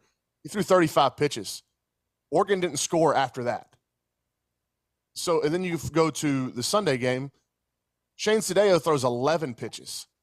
And then Brad Rudis, who has been awesome, comes in and gives up back-to-back homers. And I think what Oregon ended up scoring 7 of their 9 runs in that first couple of innings when A&M was trying to figure out how they were going to piece the game together. So over the course of the last 6 innings, would you outscore them 9? No, is it like 11-2? Right. Like, man, I don't know. Like, you had some outliers there, obviously, with Sadeo's injury and then Prager's start. But, yeah, man, to say that this pitching staff at this point is suspect, whenever, you think about that stretch that they were in May when they were struggling to score runs and they were still winning games, or at least having opportunities to win games late because of the pitching staff. We saw them get beat up one time in SEC play. Like, the staff got beat up one time. I'll say twice. There was game 1 against Florida, and then it was the Ole Miss game, the second game in Oxford, where Ole Miss ran off from them. So in 30 SEC contests, I would say they got really beat up twice. That's so hard to do in this league against that offensive talent. So, yeah, I very much disagree with a person calling the A&M pitching staff suspect. I would think that that's a misguided, blind fan. Brian, yesterday Billy brought up how close that Florida series was back, March 17th or so. And I went back and looked at the scores. There was exactly even. I think it was 18-18, if I remember correctly, how close that series was. The A&M win was 10-6, but the other games were 1 or 2 runs both. Just to talk a little bit about that and how things have evolved. Yeah, again, you listen to Coach Schlossnagle talk, and I think the biggest thing for Florida is that the Ashton Wilson kid, who was a non-factor for the majority of their season, has now just emerged out of nowhere and is hitting in the middle of their lineup. And then their pitching staff, which is dominated by freshmen. He mentioned Jake McNeely. He mentioned Clemente. He mentioned some of these big-armed, right-handed freshmen. Liam Peterson's another one. Like, they were just cutting their teeth when A&M played them early in the year, and they just had to keep pitching because that's all that Florida had. And so they had to ride those ups and downs of having so many freshman arms, but now they've settled in and certainly gotten comfortable. And the talent was never an issue with Florida. Never, not even close. It will never be an issue at Florida. Like, if Kevin O'Sullivan ever puts a team out on the field where it's got like less than 5 legit MLB draft prospects, like, that's going to be the outlier for him. That's just the way he recruits. That's, the talent in that state and the program that they've built. And that's kind of what Schloss and Nolan Cain are trying to build at Texas A&M. But it's, that's the talent. Florida being here does not surprise me. It surprised me that they got in, but once you let them in, them getting here doesn't surprise me one bit. Ronnie, last thing for you. I love the way Schloss, and because, sometimes he answers questions by asking a question, and then he goes and gives you a great answer as well. When you asked about the lineup, that lineup did produce 15 runs. And that's the thing. What does it say about this team that, they lose a starting pitcher, they lose a Braden Montgomery, and they're still Vegas has them the second best team to win the College World Series? Yeah, it says a lot about the overall talent of the roster. It also says a lot about, I think, maybe Vegas was clued in on that Super Regional and they watched the depth of the team, right? Like, they saw the injury to Braden, they saw the injury to Shane, and they still put up 10 runs and 15 runs, in those games. And like we talked about, once the starting pitchers were out of the game, the runs really slowed down for the most part for Oregon. So I think maybe Vegas got a glimpse of how deep this A&M team is. Look, the task got exponentially tougher, right? When you lose Braden and you lose Shane, the task of winning a national championship here got a lot tougher. It's not out of the question, though. Like, they can still go do it. They're going to have to play well. I don't think that anybody has to be Braden, and I don't think there's anybody that has to be Shane. It'd be nice if Caden Kent rode this crazy, power streak and started turning into an extra base home run machine. I just don't think that's him. That's not his game. But he can be a functional piece to a very potent offense that keeps the ball moving and keeps the bat moving, right? So, and I think Caden's not stuck in any kind of identity crisis. Caden Kent knows who he is, and that's one of his best traits. And then, on the pitching side, is it Caden Wilson? Is it Zane Badmiev? Is it Brock Peary? Is it Weston Moss? Schloss said he challenged those pitchers. Who's going to be the pitching version of Caden Kent? And they're going to have somebody step up. But, even more so, your guys that have been your horses have got to be your horses here. And if all that happens, and you get some, maybe the ball bounces the right way a couple of times for you, you could win a national championship. Like, it's still very much in the picture. And obviously Vegas believes that, but I think, a lot of A&M fans are going, wow, it's just so unfortunate because we had a real shot to win this thing. And then you have the injuries in the Super Regional and, it really affects you. Yeah, it does affect you, but it doesn't mean that you're out of the running at all. And this team, because of their talent, and now we very much know because of their toughness, can find ways to win here, and I'm super excited to watch them go.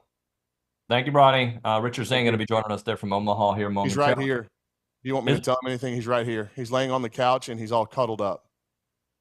Like I said, welcome back to Casting Couch here on TexAgs. We will come back with Ricardo Zane. Right now, Heritage Films time. That is Chance McClain's company that makes documentary films. Chance is not an Aggie, but he feels like an Aggie. His daughter's an Aggie. He actually didn't think he wanted to go to A&M when he was younger, and then he realized he made a mistake, especially because he talks to a bunch of Aggies telling their stories.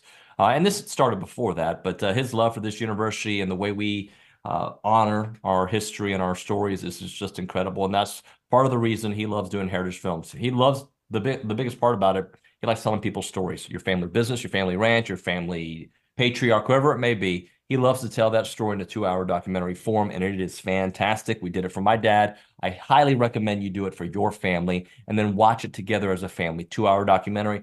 You can also do the Yearflix 20-minute Q&A video done the best way. Chance is the best at this, and that's what Chance did with my daughter Annalise. She's at the time was 12 years old. She's now 13. Her Yearflix 20 minutes, and we just found out things that we kind of knew, but hearing it from her perspective was great. We'll follow up and watch it again. We'll do a benchmark video. We'll do another one here in a couple years. That is called the Yearflix. The phone number for Heritage Films, 713-893-8341, 713-893-8341, or go to yourheritagefilm.com. That is yourheritagefilm.com.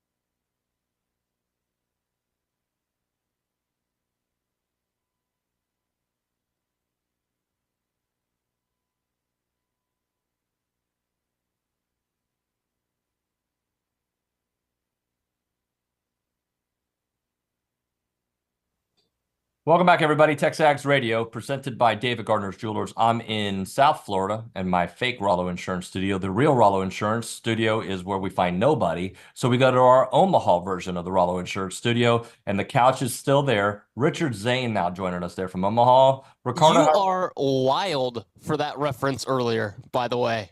That was insane. Sorry, I don't even know what it means. I've just seen it on social media before. Sure. How are you, buddy?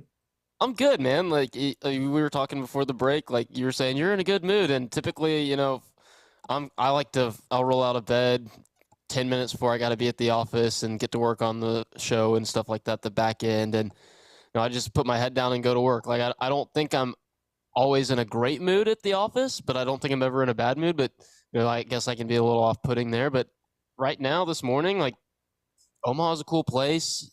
3 other really cool, really awesome coworkers here. We've got a really nice setup at this Airbnb, which I don't know if you guys saw, Nuño, but we rolled in yesterday afternoon and there was an A&M flag waiting for us and A&M cookies waiting for us. It was really cool. The hospitality's been awesome. We had a good little family TexAgs outing yesterday, so a lot to be excited about, a lot to be in a good mood about today. So what kind of shenanigans did you guys get into? We went downtown. We went right next to the ballpark. They've got some restaurants and bars down there. We had dinner at the Blatt, which apparently, if you've been reading the TexAgs board, it's Aggie owned. Didn't know that at all. So we had some food there. We had dinner there, and then we walked over to a bar that was a block away. It's actually connected to the Rocco's place where they were doing the Jello shot challenge. And we just hung out there. It's a place that we'd hung out a couple years ago when we were here, and really nice vibe. Nothing was going on down there yesterday, so it was really quiet, and the 4 of us just sat and chatted. The weather actually got kind of wild yesterday evening, so I had some hail come through, so it was pretty crazy. Hey, so yesterday, Schloss at the send-off mentioned somebody's going to have to be the Caden Kent to the pitching staff today. He brought that up once again. And I'm just going to ask you, and I'm going to ask you why, Rollo Insurance. No, I'm going to ask you, Richard Zane.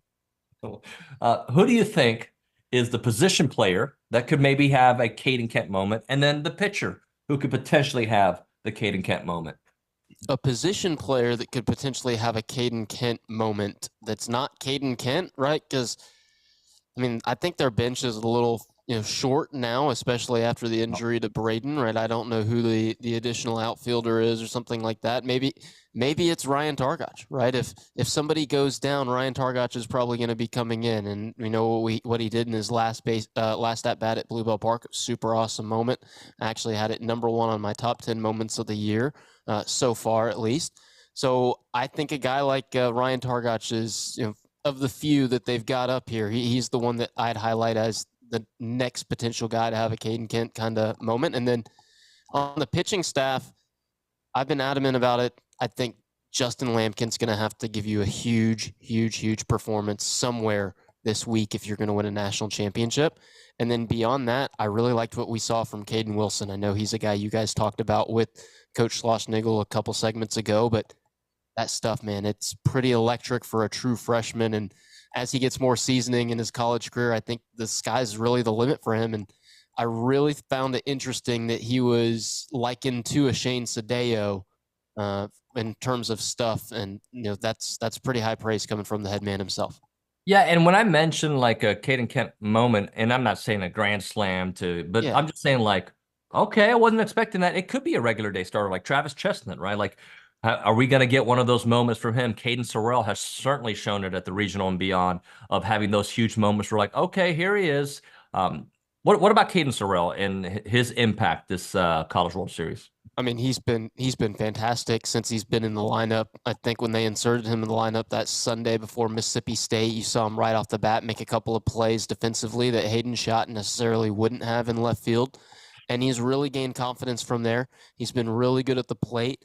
I think he should have been an SEC all-freshman team selection. I can't remember if he was or not. And if it weren't for the great and amazing season that Gavin Grahovic is having, one that we're going to remember for a very, very long time, then we're talking about how great Caden Sorrell is and how he's the best, one of the best freshmen in the entire league and perhaps the entire country. I still think that's the case.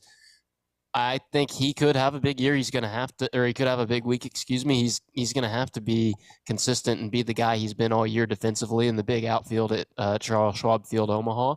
But then beyond that, a guy that could have a Caden Kent kind of moment or come up with big hits. Think about what happened 2 years ago when we saw Jordan Thompson really go on a tear.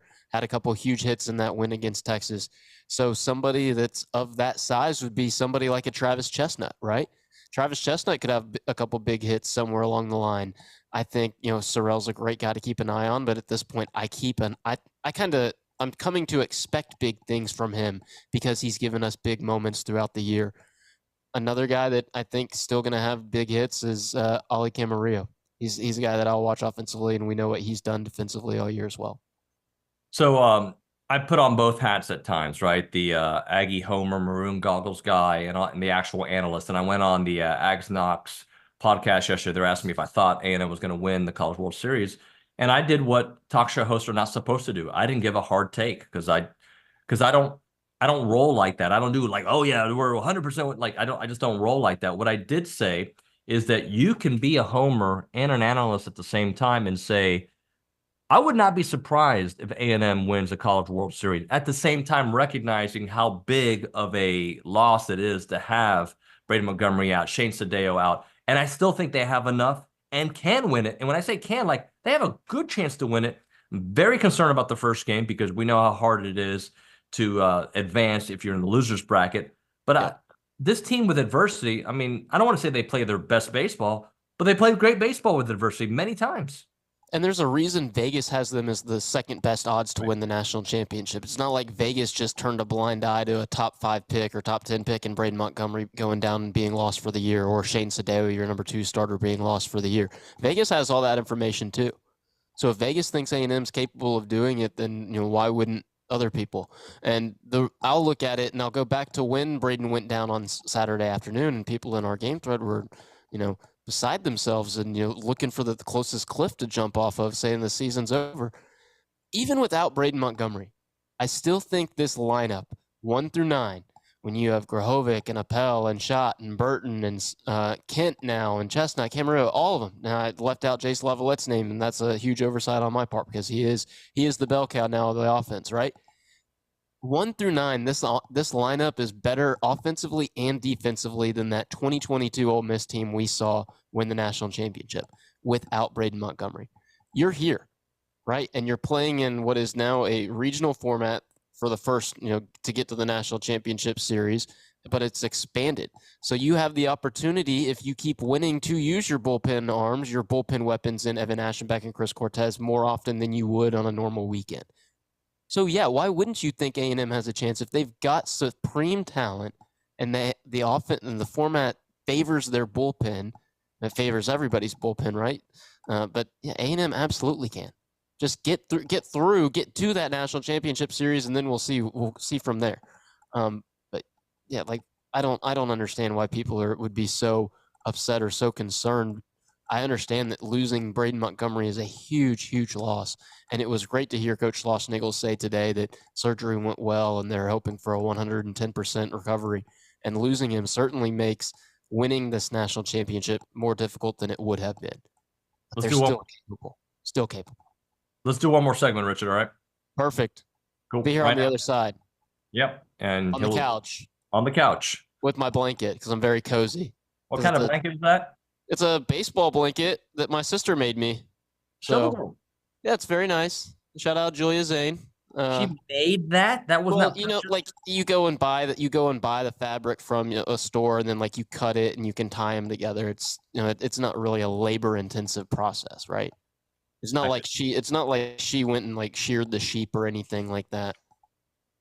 More of that on the other side of Yellowstone TexAgs radio podcast. Right now, though, Brazos Running Company, located at Century Square. I know you guys have been there. If you haven't, what are you doing?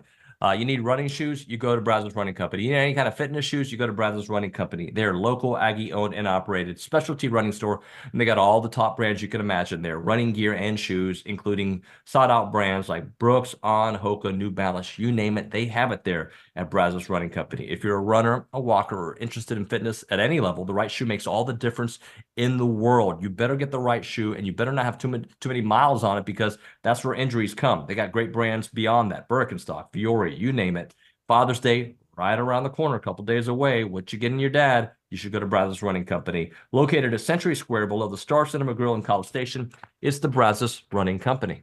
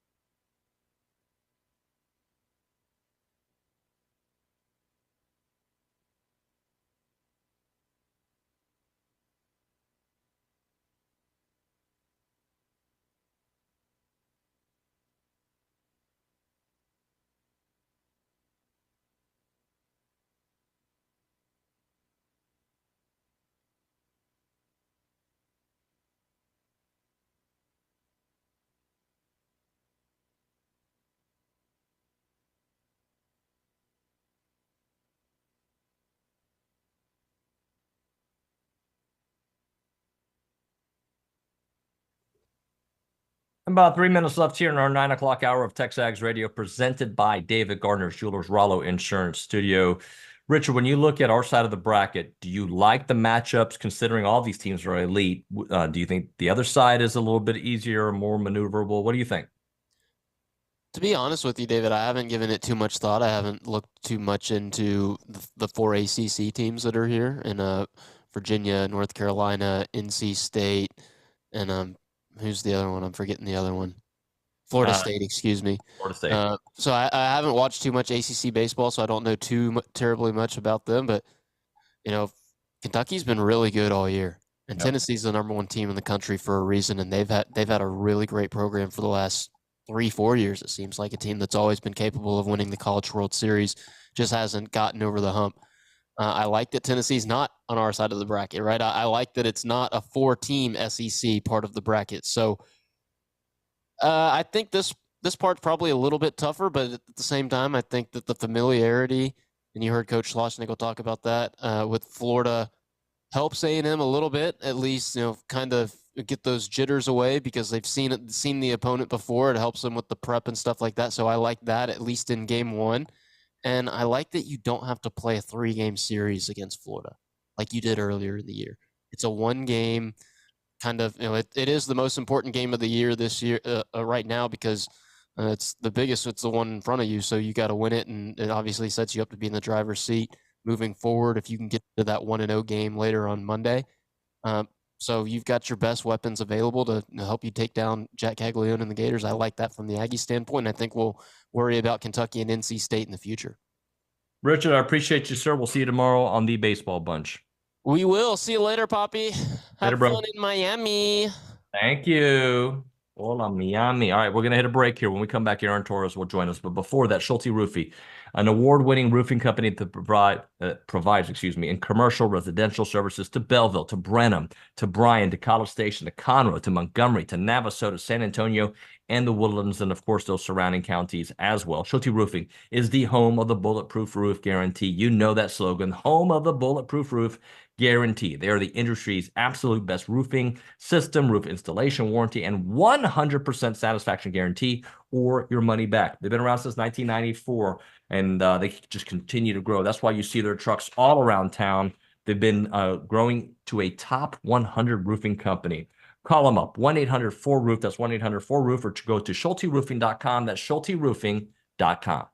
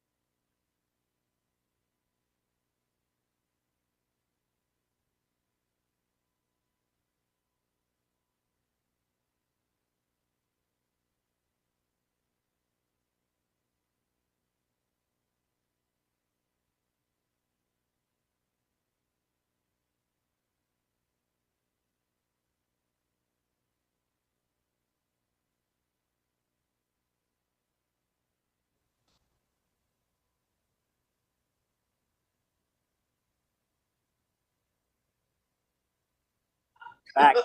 Sorry, texting with Aaron Torres here on TexAgs Radio. He's having trouble getting into the Zoom. It's TexAgs Radio presented by David Gardner's Jewelers Rollo Insurance Studio.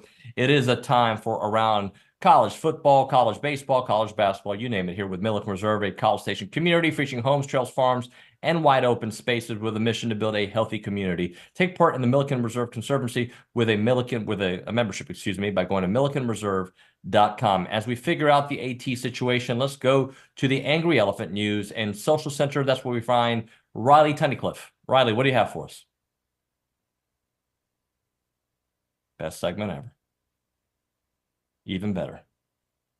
Even better. This is great. Appreciate that, Riley. Good stuff. All right, we'll just continue talking. One of the things I want to get, I'm going to bring up the Luka thing with Aaron because he did talk about it. And Aaron says, well, we can call him there, Brian Broadcasting, so please go ahead and give him a shout while I give him a hard time for not knowing how to use Zoom. But regardless, we'll a couple of things that I want to talk to AT about was Dan Hurley deciding not to go to the Lakers. I think that is interesting. And I also want to get his take on what makes an elite team in college football in today's world. We talked to Steven about that because for a while, I think we looked at it as the 11-win team, the 10-win team. That may still be the case, but do we kind of evolve that with the amount of teams that do make the playoffs elite, or does it stay the same? Hey, who are the 4 or 5 best teams in college football to win it all? Let's go straight to the hotline. We are joined by AT Aaron Torres from Aaron Torres Online and Fox Sports Radio. AT, you don't know how to use Zoom? What's the problem, buddy? You know, Dalton leaves, and I don't want to say the whole establishment fell apart, but at least getting in touch with Torres falls apart. Listen, I'm just off vacation. Now you're saying, click this link, sign in Mandarin. It's like, come on, man. I just got back. I don't even know what day it is. I almost lost my basketball coach to the Lakers, even though that was a made-up story. And you just have me, sign in here, thumbprint there, blood type there. It's like, they had to do an eye scan before I could get in. It's like, it's just, there was a lot going on. That's all. AT, so that same link I sent you, I sent to Jim Schlossnagle, the head coach of Texas A&M baseball, got in, no problem. So it was just a number you call it. Yeah. It's like a phone call. That's okay. Like, look, college baseball coaches trying to win a national championship, who don't get to go on vacation as often as you, that's fine. Like, if he can figure it out, you can, I get it. Yeah. All good. He's got 37 assistants working for him. It's the SEC. You guys got more money than you know what to do with. Yeah, if I had 4 people just opening my Zoom links for me, I would have no problem. But I'm a one-man shop, Aaron Torres Media. Well, we do have a full-time producer. So we're a 2-man shop, and my producer doesn't start work this early. So, it's always Torres' fault. It's like, I'm talking to my wife there. I said, I got to take blame for stuff that's beyond my control. It's unbelievable. Hey, I do want to ask you about your Dan Hurley comment, because you said it was a made-up story. I didn't follow it as closely as you did, obviously. Why is it a made-up story? Couldn't he have just shut it down immediately if it was made up? Couldn't he have said, like, nah, I'm good. Like, this is not even true. There was a few-day wait. Yeah, I mean, if he didn't want to raise, he could have absolutely shut it down. No, listen, I woke up in Cabo that day, and it was my last day of vacation. I actually had to go, I didn't have to go, but I went somewhere else last weekend. So I was kind of in between, kind of a couple quick trips. And I wake up to the story and I say, this is just made up. I mean, the bottom line is that Dan Hurley has, the administration at UConn since the Final Four in April has said that, they were working on an extension for Dan Hurley. It's June, that day was June 2nd or 3rd, whatever it was. And the extension still obviously isn't signed. And so and by the way, I'm glad everybody else put the puzzle pieces together later, but Woj obviously wrote a book on the Hurley family, has known the Hurley family for 25, 30 years, whatever. But all I said was, one is that, Hurley's looking for an extension. The Lakers, as I said, there's a story that J.J. Redick is the favorite for the job that emerged last week from one of the other NBA insiders. Well, Woj can't get beat on a story because, God forbid, he's the number one insider. And so, all I said was I thought it was a situation where it was the ultimate you scratch my back, I scratch yours. Dan Hurley flies out there, does a quick meeting. The Lakers can now sit there and hire J.J. Redick, a guy that their fan base doesn't want. And I live in Los Angeles. I can tell you for a fact the fan base doesn't want him. They can say, well, we went after the top college coach in America. He turned us down. And then Dan Hurley gets this big extension from UConn. And I would add this as well, too, is if you actually followed the process over the weekend, Dan Hurley nothing Dan Hurley did reflected a man that wanted that job. He reportedly flew to L.A. on Friday. He was at a concert at Madison Square Garden by Saturday night, which means he spent well less than 24 hours in Los Angeles, if he even spent that much. I'd add this, the Lakers' offer was kind of comically low. It was less money than Kentucky was willing to offer Dan Hurley when they had a job opening. So I think it was all a made-up media story so that both sides could fulfill something that they wanted out of each other, which was the Lakers could pretend that they did a real search, could pretend that J.J. Redick wasn't handed this job probably 6 months ago. And then, of course, Dan Hurley can get an extension to make him one of the highest paid coaches in college basketball. That's exactly what happened. Of course, his statement from Woj comes out, an hour after the governor of Connecticut says, we're gonna do whatever we can to keep him. Dan Hurley is going to be the highest paid coach of college basketball. Listen, sometimes you have to use the media, or maybe the media is using you two to build their own little brand or whatever. But David, I've been doing this too long, and I do. And by the way, people are going to say, "Oh, Torres is a UConn guy." I think there's probably a future where Dan Hurley coaches in the NBA. It'll probably be the Knicks, maybe the Celtics, maybe the Brooklyn Nets. But he was never taking the Lakers job, and I said it from the beginning. And as usual, I ended up being dead right. So I can handle pretty much anything thrown my way and come out on top, unless it's a Zoom link through email. That I can't really do much with. By the way, I agree with you. I don't think it made sense ever. Like, I just don't think the personnel on that team, the situation with LeBron, he's a legend at UConn, will become a bigger legend. He'll never be a legend with the Lakers. Like, I don't. You can win a championship and not be a legend there. There's only a few that are. So for him, I totally get it. Do I have 2 seconds to share like two other really quick things? Or do you want to talk football? Because I know this isn't okay. So let me say this. I know I only got 10 seconds, so I got to be quick. So two things. One, the other thing that stood out to me in the initial Woj report, first of all, the facts didn't even make sense. Oh, Dan Hurley has been the favorite all along. When in the history of employment have you ever waited 5 weeks to reach out to the favorite for a job? That just doesn't even make sense. But in the report, it said something like, and one of the key benefits is, Dan Hurley would have the opportunity to develop Bronny James into an NBA player. And it's like, Bronny James wouldn't have been in UConn's 8-man rotation at UConn. And this guy's going to rush to the NBA to coach this guy. And what you said, David, I think is so important is, you said he'd never be a legend with the Lakers. Well, he might be, but what's a much more likely alternative is that he's giving up a great job in this moment to go coach a guy that gets every coach fired. Again, I know you don't talk a ton of NBA, but I know you love the NBA from your time covering the Rockets. People forget, the Lakers made the Western Conference Finals last year with Darvin Ham. And he got fired this year. So Dan Hurley's going to go to L.A. Like just think about it. Let's just talk this through. Coming off back-to-back national championships, he's going to go to L.A., 40-year-old aging star who just fired a coach, who just got a coach fired, who made the Western Conference Finals, and now you have the added burden of figuring out a way to develop his son into an NBA player. You're going to give up a great job for a job that ultimately you're probably going to get fired from in less than 2 years. It just never passed the smell test to me. And I say this as a guy who, like I said, I believe there is a future for Dan Hurley in the NBA, maybe with the Knicks. This one just never made sense for many of the reasons that I said, and also several of the reasons that you just mentioned right there. AT, I want to ask you about Brian Windhorst and Luka from yesterday, the comments that he had about him. We played the sound earlier in the show. I don't think we have to replay it. But I think two things can be true. He was spot on a lot of it. I also thought there was a little anger in his voice, and like that I haven't heard him go after other players before. And I brought up James Harden, who's had similar playoff performances. So I ask you the why behind it. Why do you think Luka was? Because Brian Windhorst is usually a pretty typically happy reporter, and that there was a little bit of anger with that one. Well, and, it's interesting. I saw it live, and I was, sort of blown away.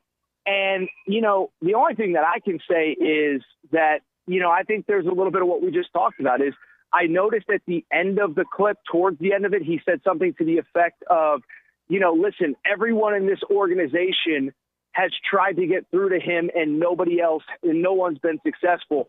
That sounds to me like he was on the phone with Mavs management, probably at some point in the last, 2-3 weeks, 2-3 months, whatever it is. And that sounded like a media delivered message because, he went after him hard. And I think it is worth noting, he whines too much. That's one thing I have not enjoyed about the Luka experience, even though he's an incredibly talented player.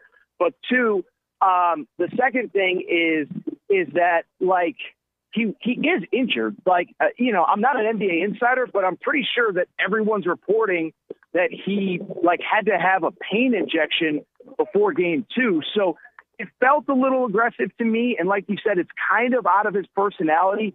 And my sense is probably that was messaging from Mavs management of we love you. We appreciate everything you've done. But if we're going to get to that next level, that final level where we're hoisting that trophy that we're not going to hoist this year, we need a little bit of a better effort on both ends of the floor from you.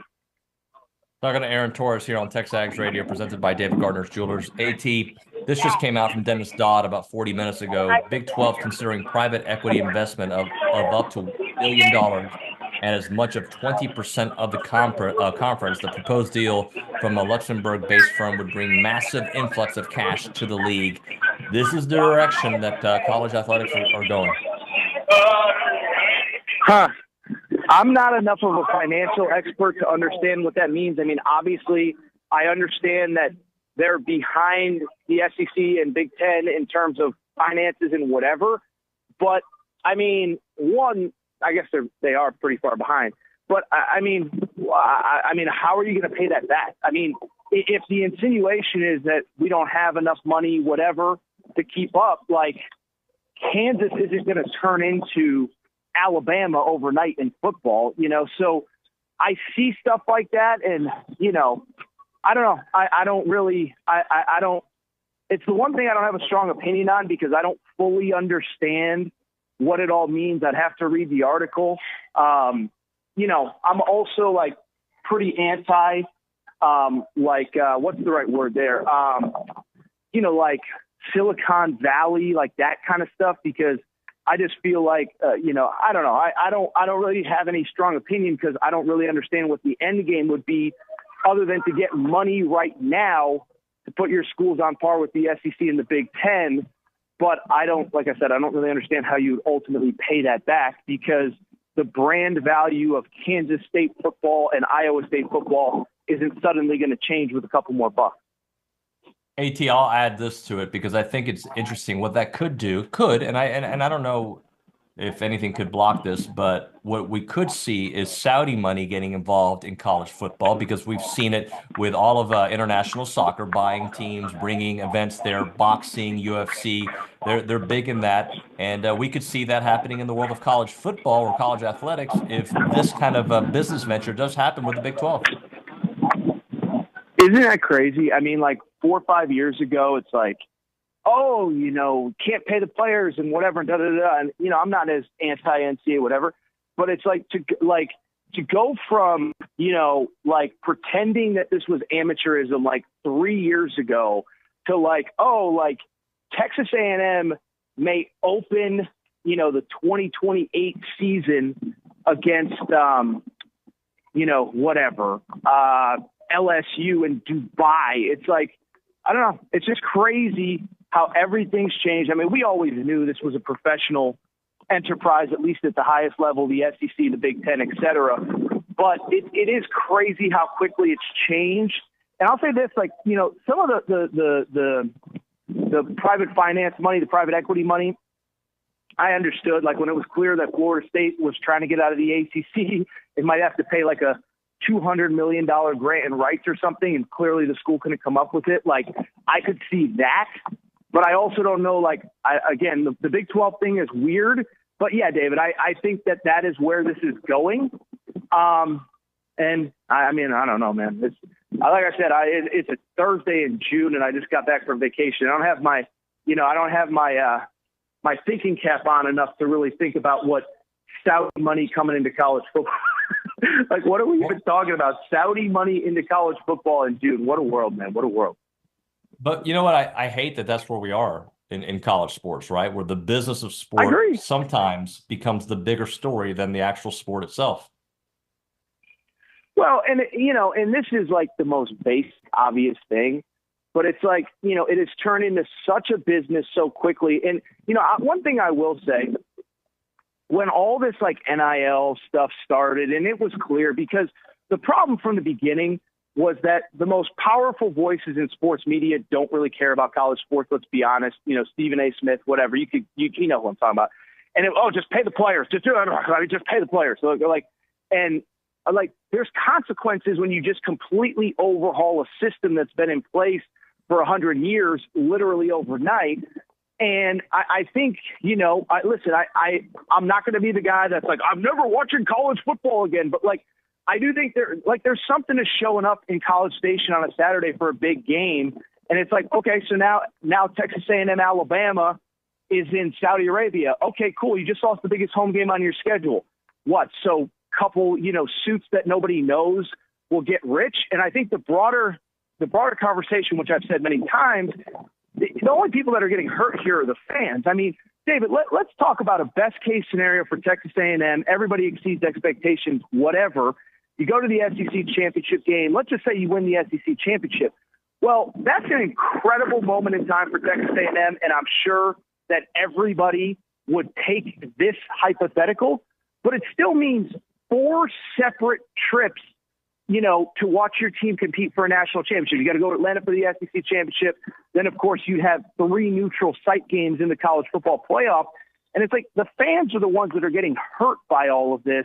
And obviously, if it escalates to the place that Dennis Dodd's article is referencing, the only people that are going to get hurt are fans. The fans don't get a cut of that Saudi money or that Luxembourg money or whatever.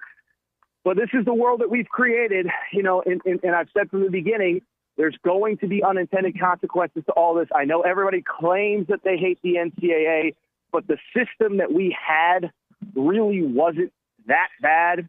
It needed some minor tweaks, but obviously it's had a complete overhaul, and now we're having conversations like the one we're having today here in 2024.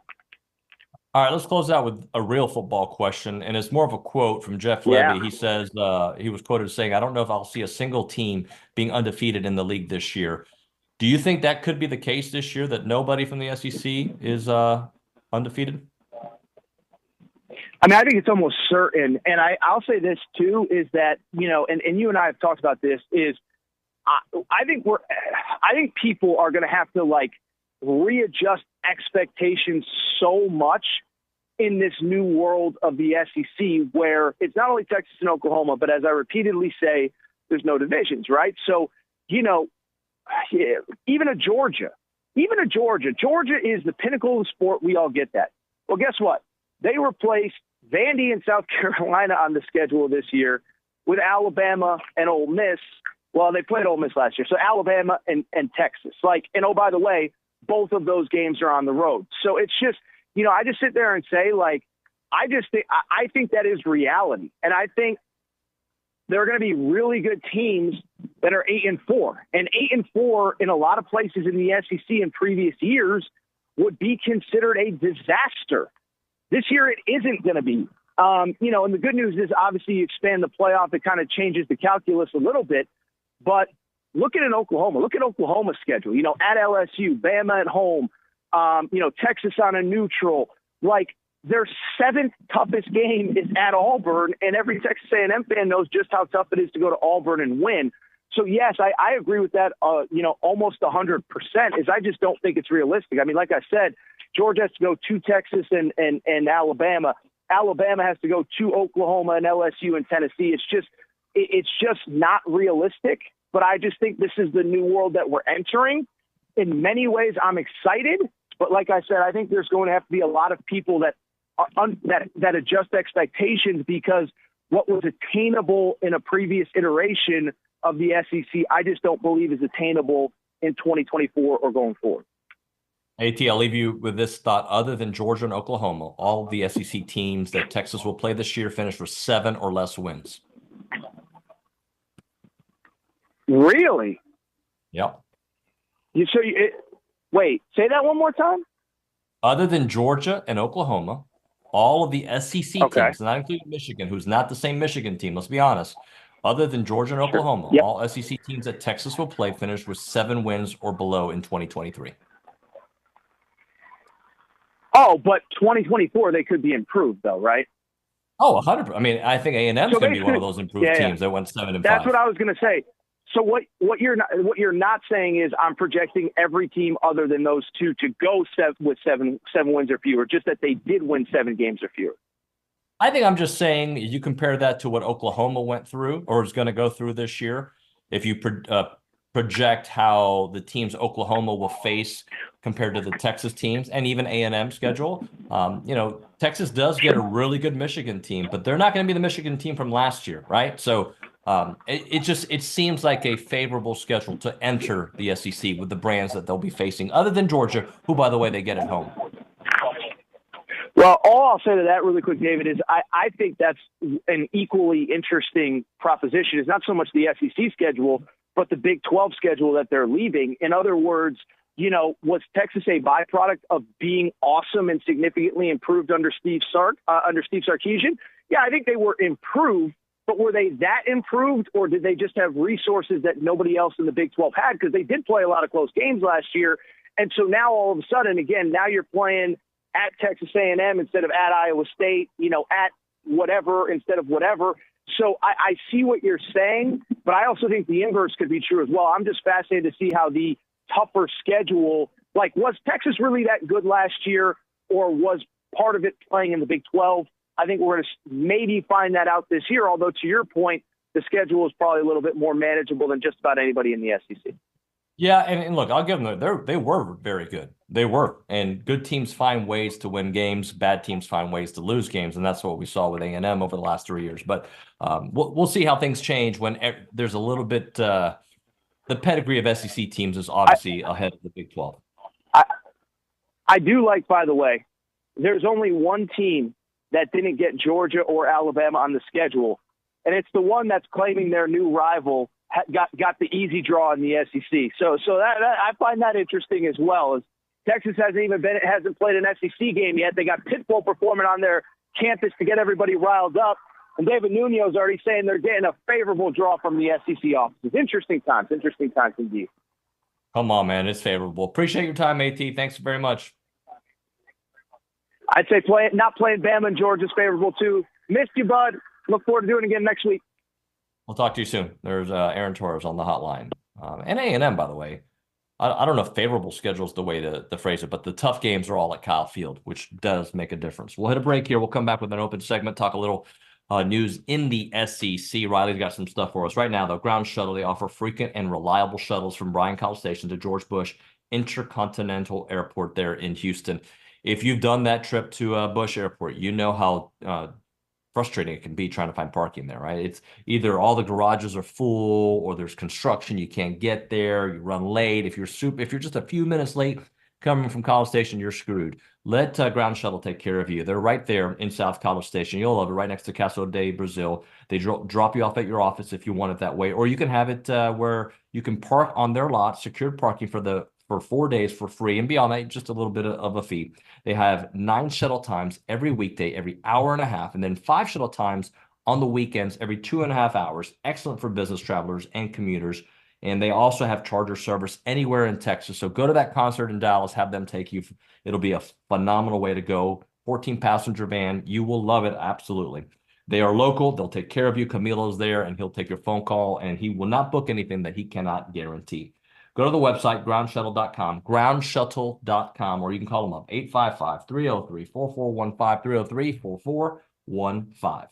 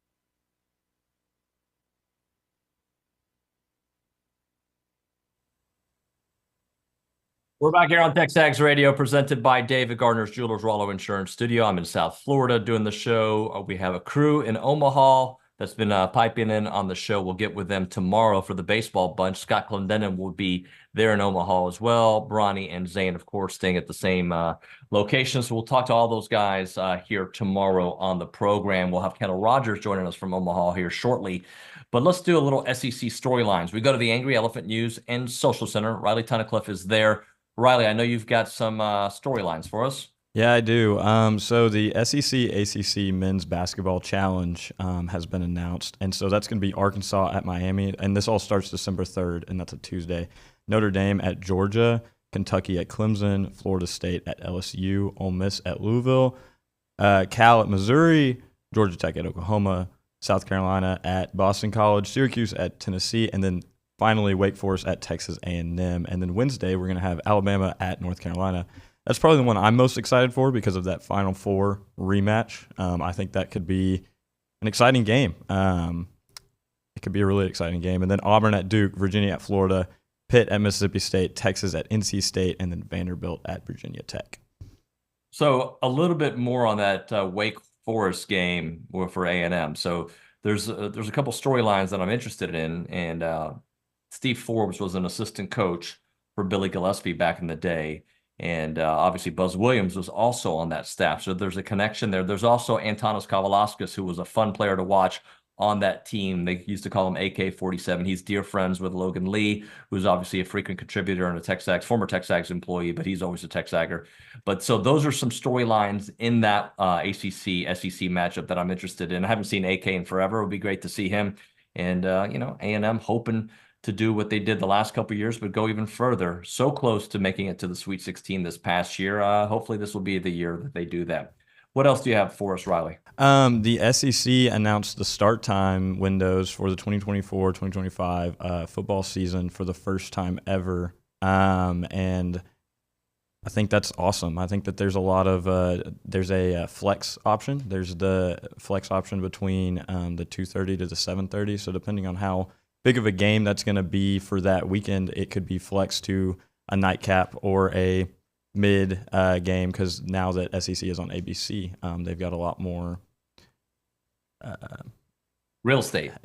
Yeah, help with that. They've got a lot more real estate to play more stuff on the air. They've got more time for that. Showcase more games there. And this is what I'll say. A&M getting so many of those flex game shows there's interest, right? There's okay, this team might be really good this year. Let's put them in this flex category because I think we're going to have some more night game possibilities with this A&M football roster if they can actually live up to the expectations that they had the last previous years that they weren't able to reach. But with the new regime, some of the changes that they've made, they are a team to watch. We all know that, but it seems like the ESPN, the Disney family has certainly taken note. One more story for us, Riley. Let's just talk Omaha since we've been talking about it so much. There's Tennessee with a 55-12 record, Kentucky with a 45-14 record, Florida with a 34-28 record, and then Texas A&M with a 49-13 record. And then on the other side of the bracket, it's all ACC teams. So it's an SEC versus ACC just kind of brawl at Omaha this year. Yeah, it's you got 4-4. I think obviously A&M getting more SEC teams could be more difficult, but those ACC teams are playing really hot ball. North Carolina that's the team that I would not want to face. Let's do this. We'll hit a break. We'll get Kendall Rogers' perspective on the ACC and SEC matchups, get his thoughts on A&M and how they overcome the injury to Brady Montgomery and whatnot. That and more here on TexAgs Radio. But right now, if you're looking for an opportunity to move to the College Station, to the Bryan area, to just the Brazos Valley, and you need a job, you're like, I need a job. Well, hopefully you're qualified. You should reach out to the Association of Former Students because they want to bring back Aggies to Aggieland to live and work for the association, and they've got a bunch of positions open.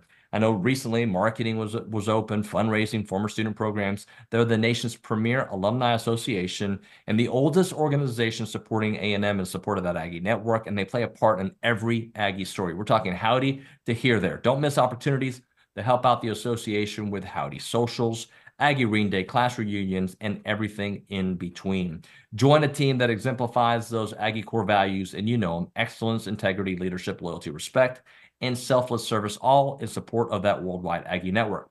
So if you're interested in joining the team or sharing with someone that you think would be a great fit, please visit tx.ag/association jobs to apply and get more information on each position. It is the Association of Former Students.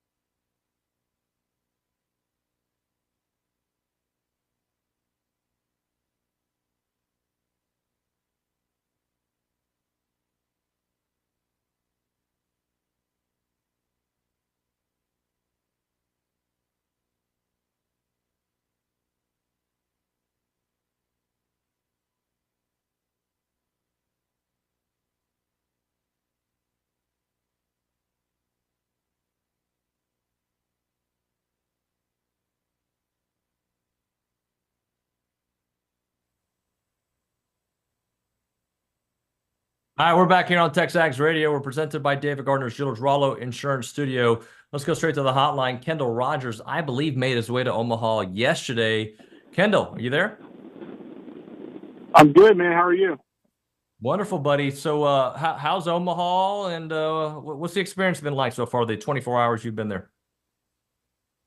So far, so good, man. It's always it's always good to see some familiar faces of people you don't really see all year long until you get to Omaha, and just seeing all the teams walking around and see the Kentucky's got their rat buses, and it feels like a championship event. And I can't wait. It's kind of funny. You look at this tournament field, and I feel like I always go to Omaha, and there's always there's two or three teams or maybe two teams in every field that you're like, okay, if they win this thing, I'll be very surprised.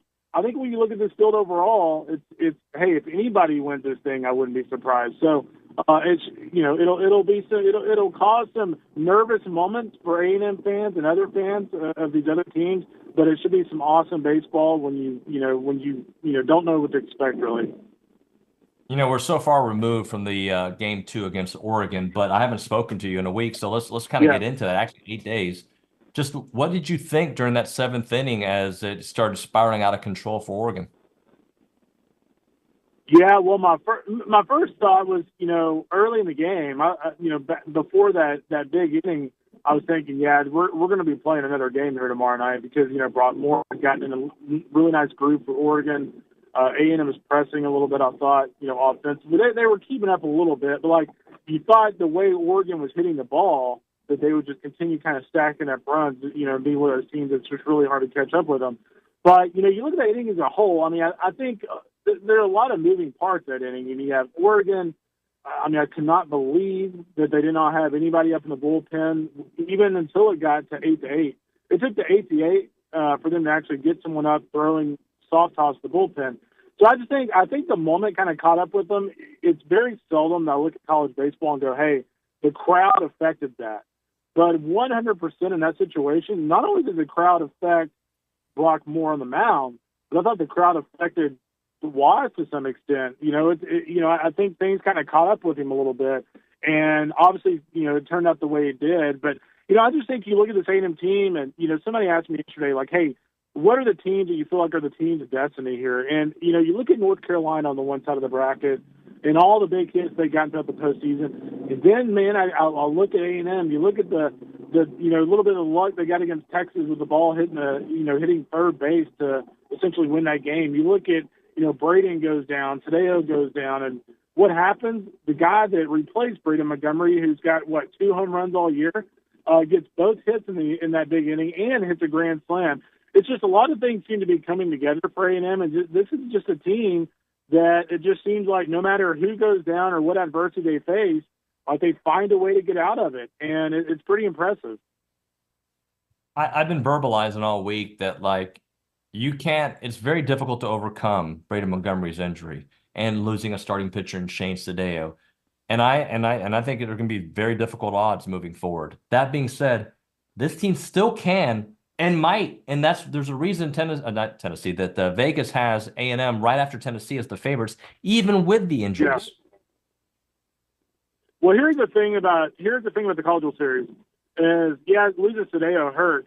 The thing is, though, in Omaha, with a day off every other day after your game, it allows you to frankly allows you to kind of condense your pitching staff. Like, you don't need to use 6 arms in Omaha. You don't need to use 7 arms in Omaha. You can theoretically, get away with throwing Aschenbeck in every single game if you really needed to, because he's got a day off. So as long as he's not throwing 60 pitches in a game, he can come back in the next game. So, with Cortez's ascension, the job that he's done has been absolutely incredible. He's been unhittable. And so, if you're A&M right now, even without Tadeo, if Prager gets in trouble, or, whether it's Tanner Jones or Lampkin in the next game, if they get in trouble, you just go straight to Cortez, and then you close things out with Aschenbeck. So I actually think A&M's pitching still in pretty good shape. And on the Braden side, this is going to sound very odd, but, I think Braden's biggest loss in this event, given the size of the ballpark, is actually his arm. He's a premier offensive player. He can, he's got, one of the best, raw power bats in college baseball.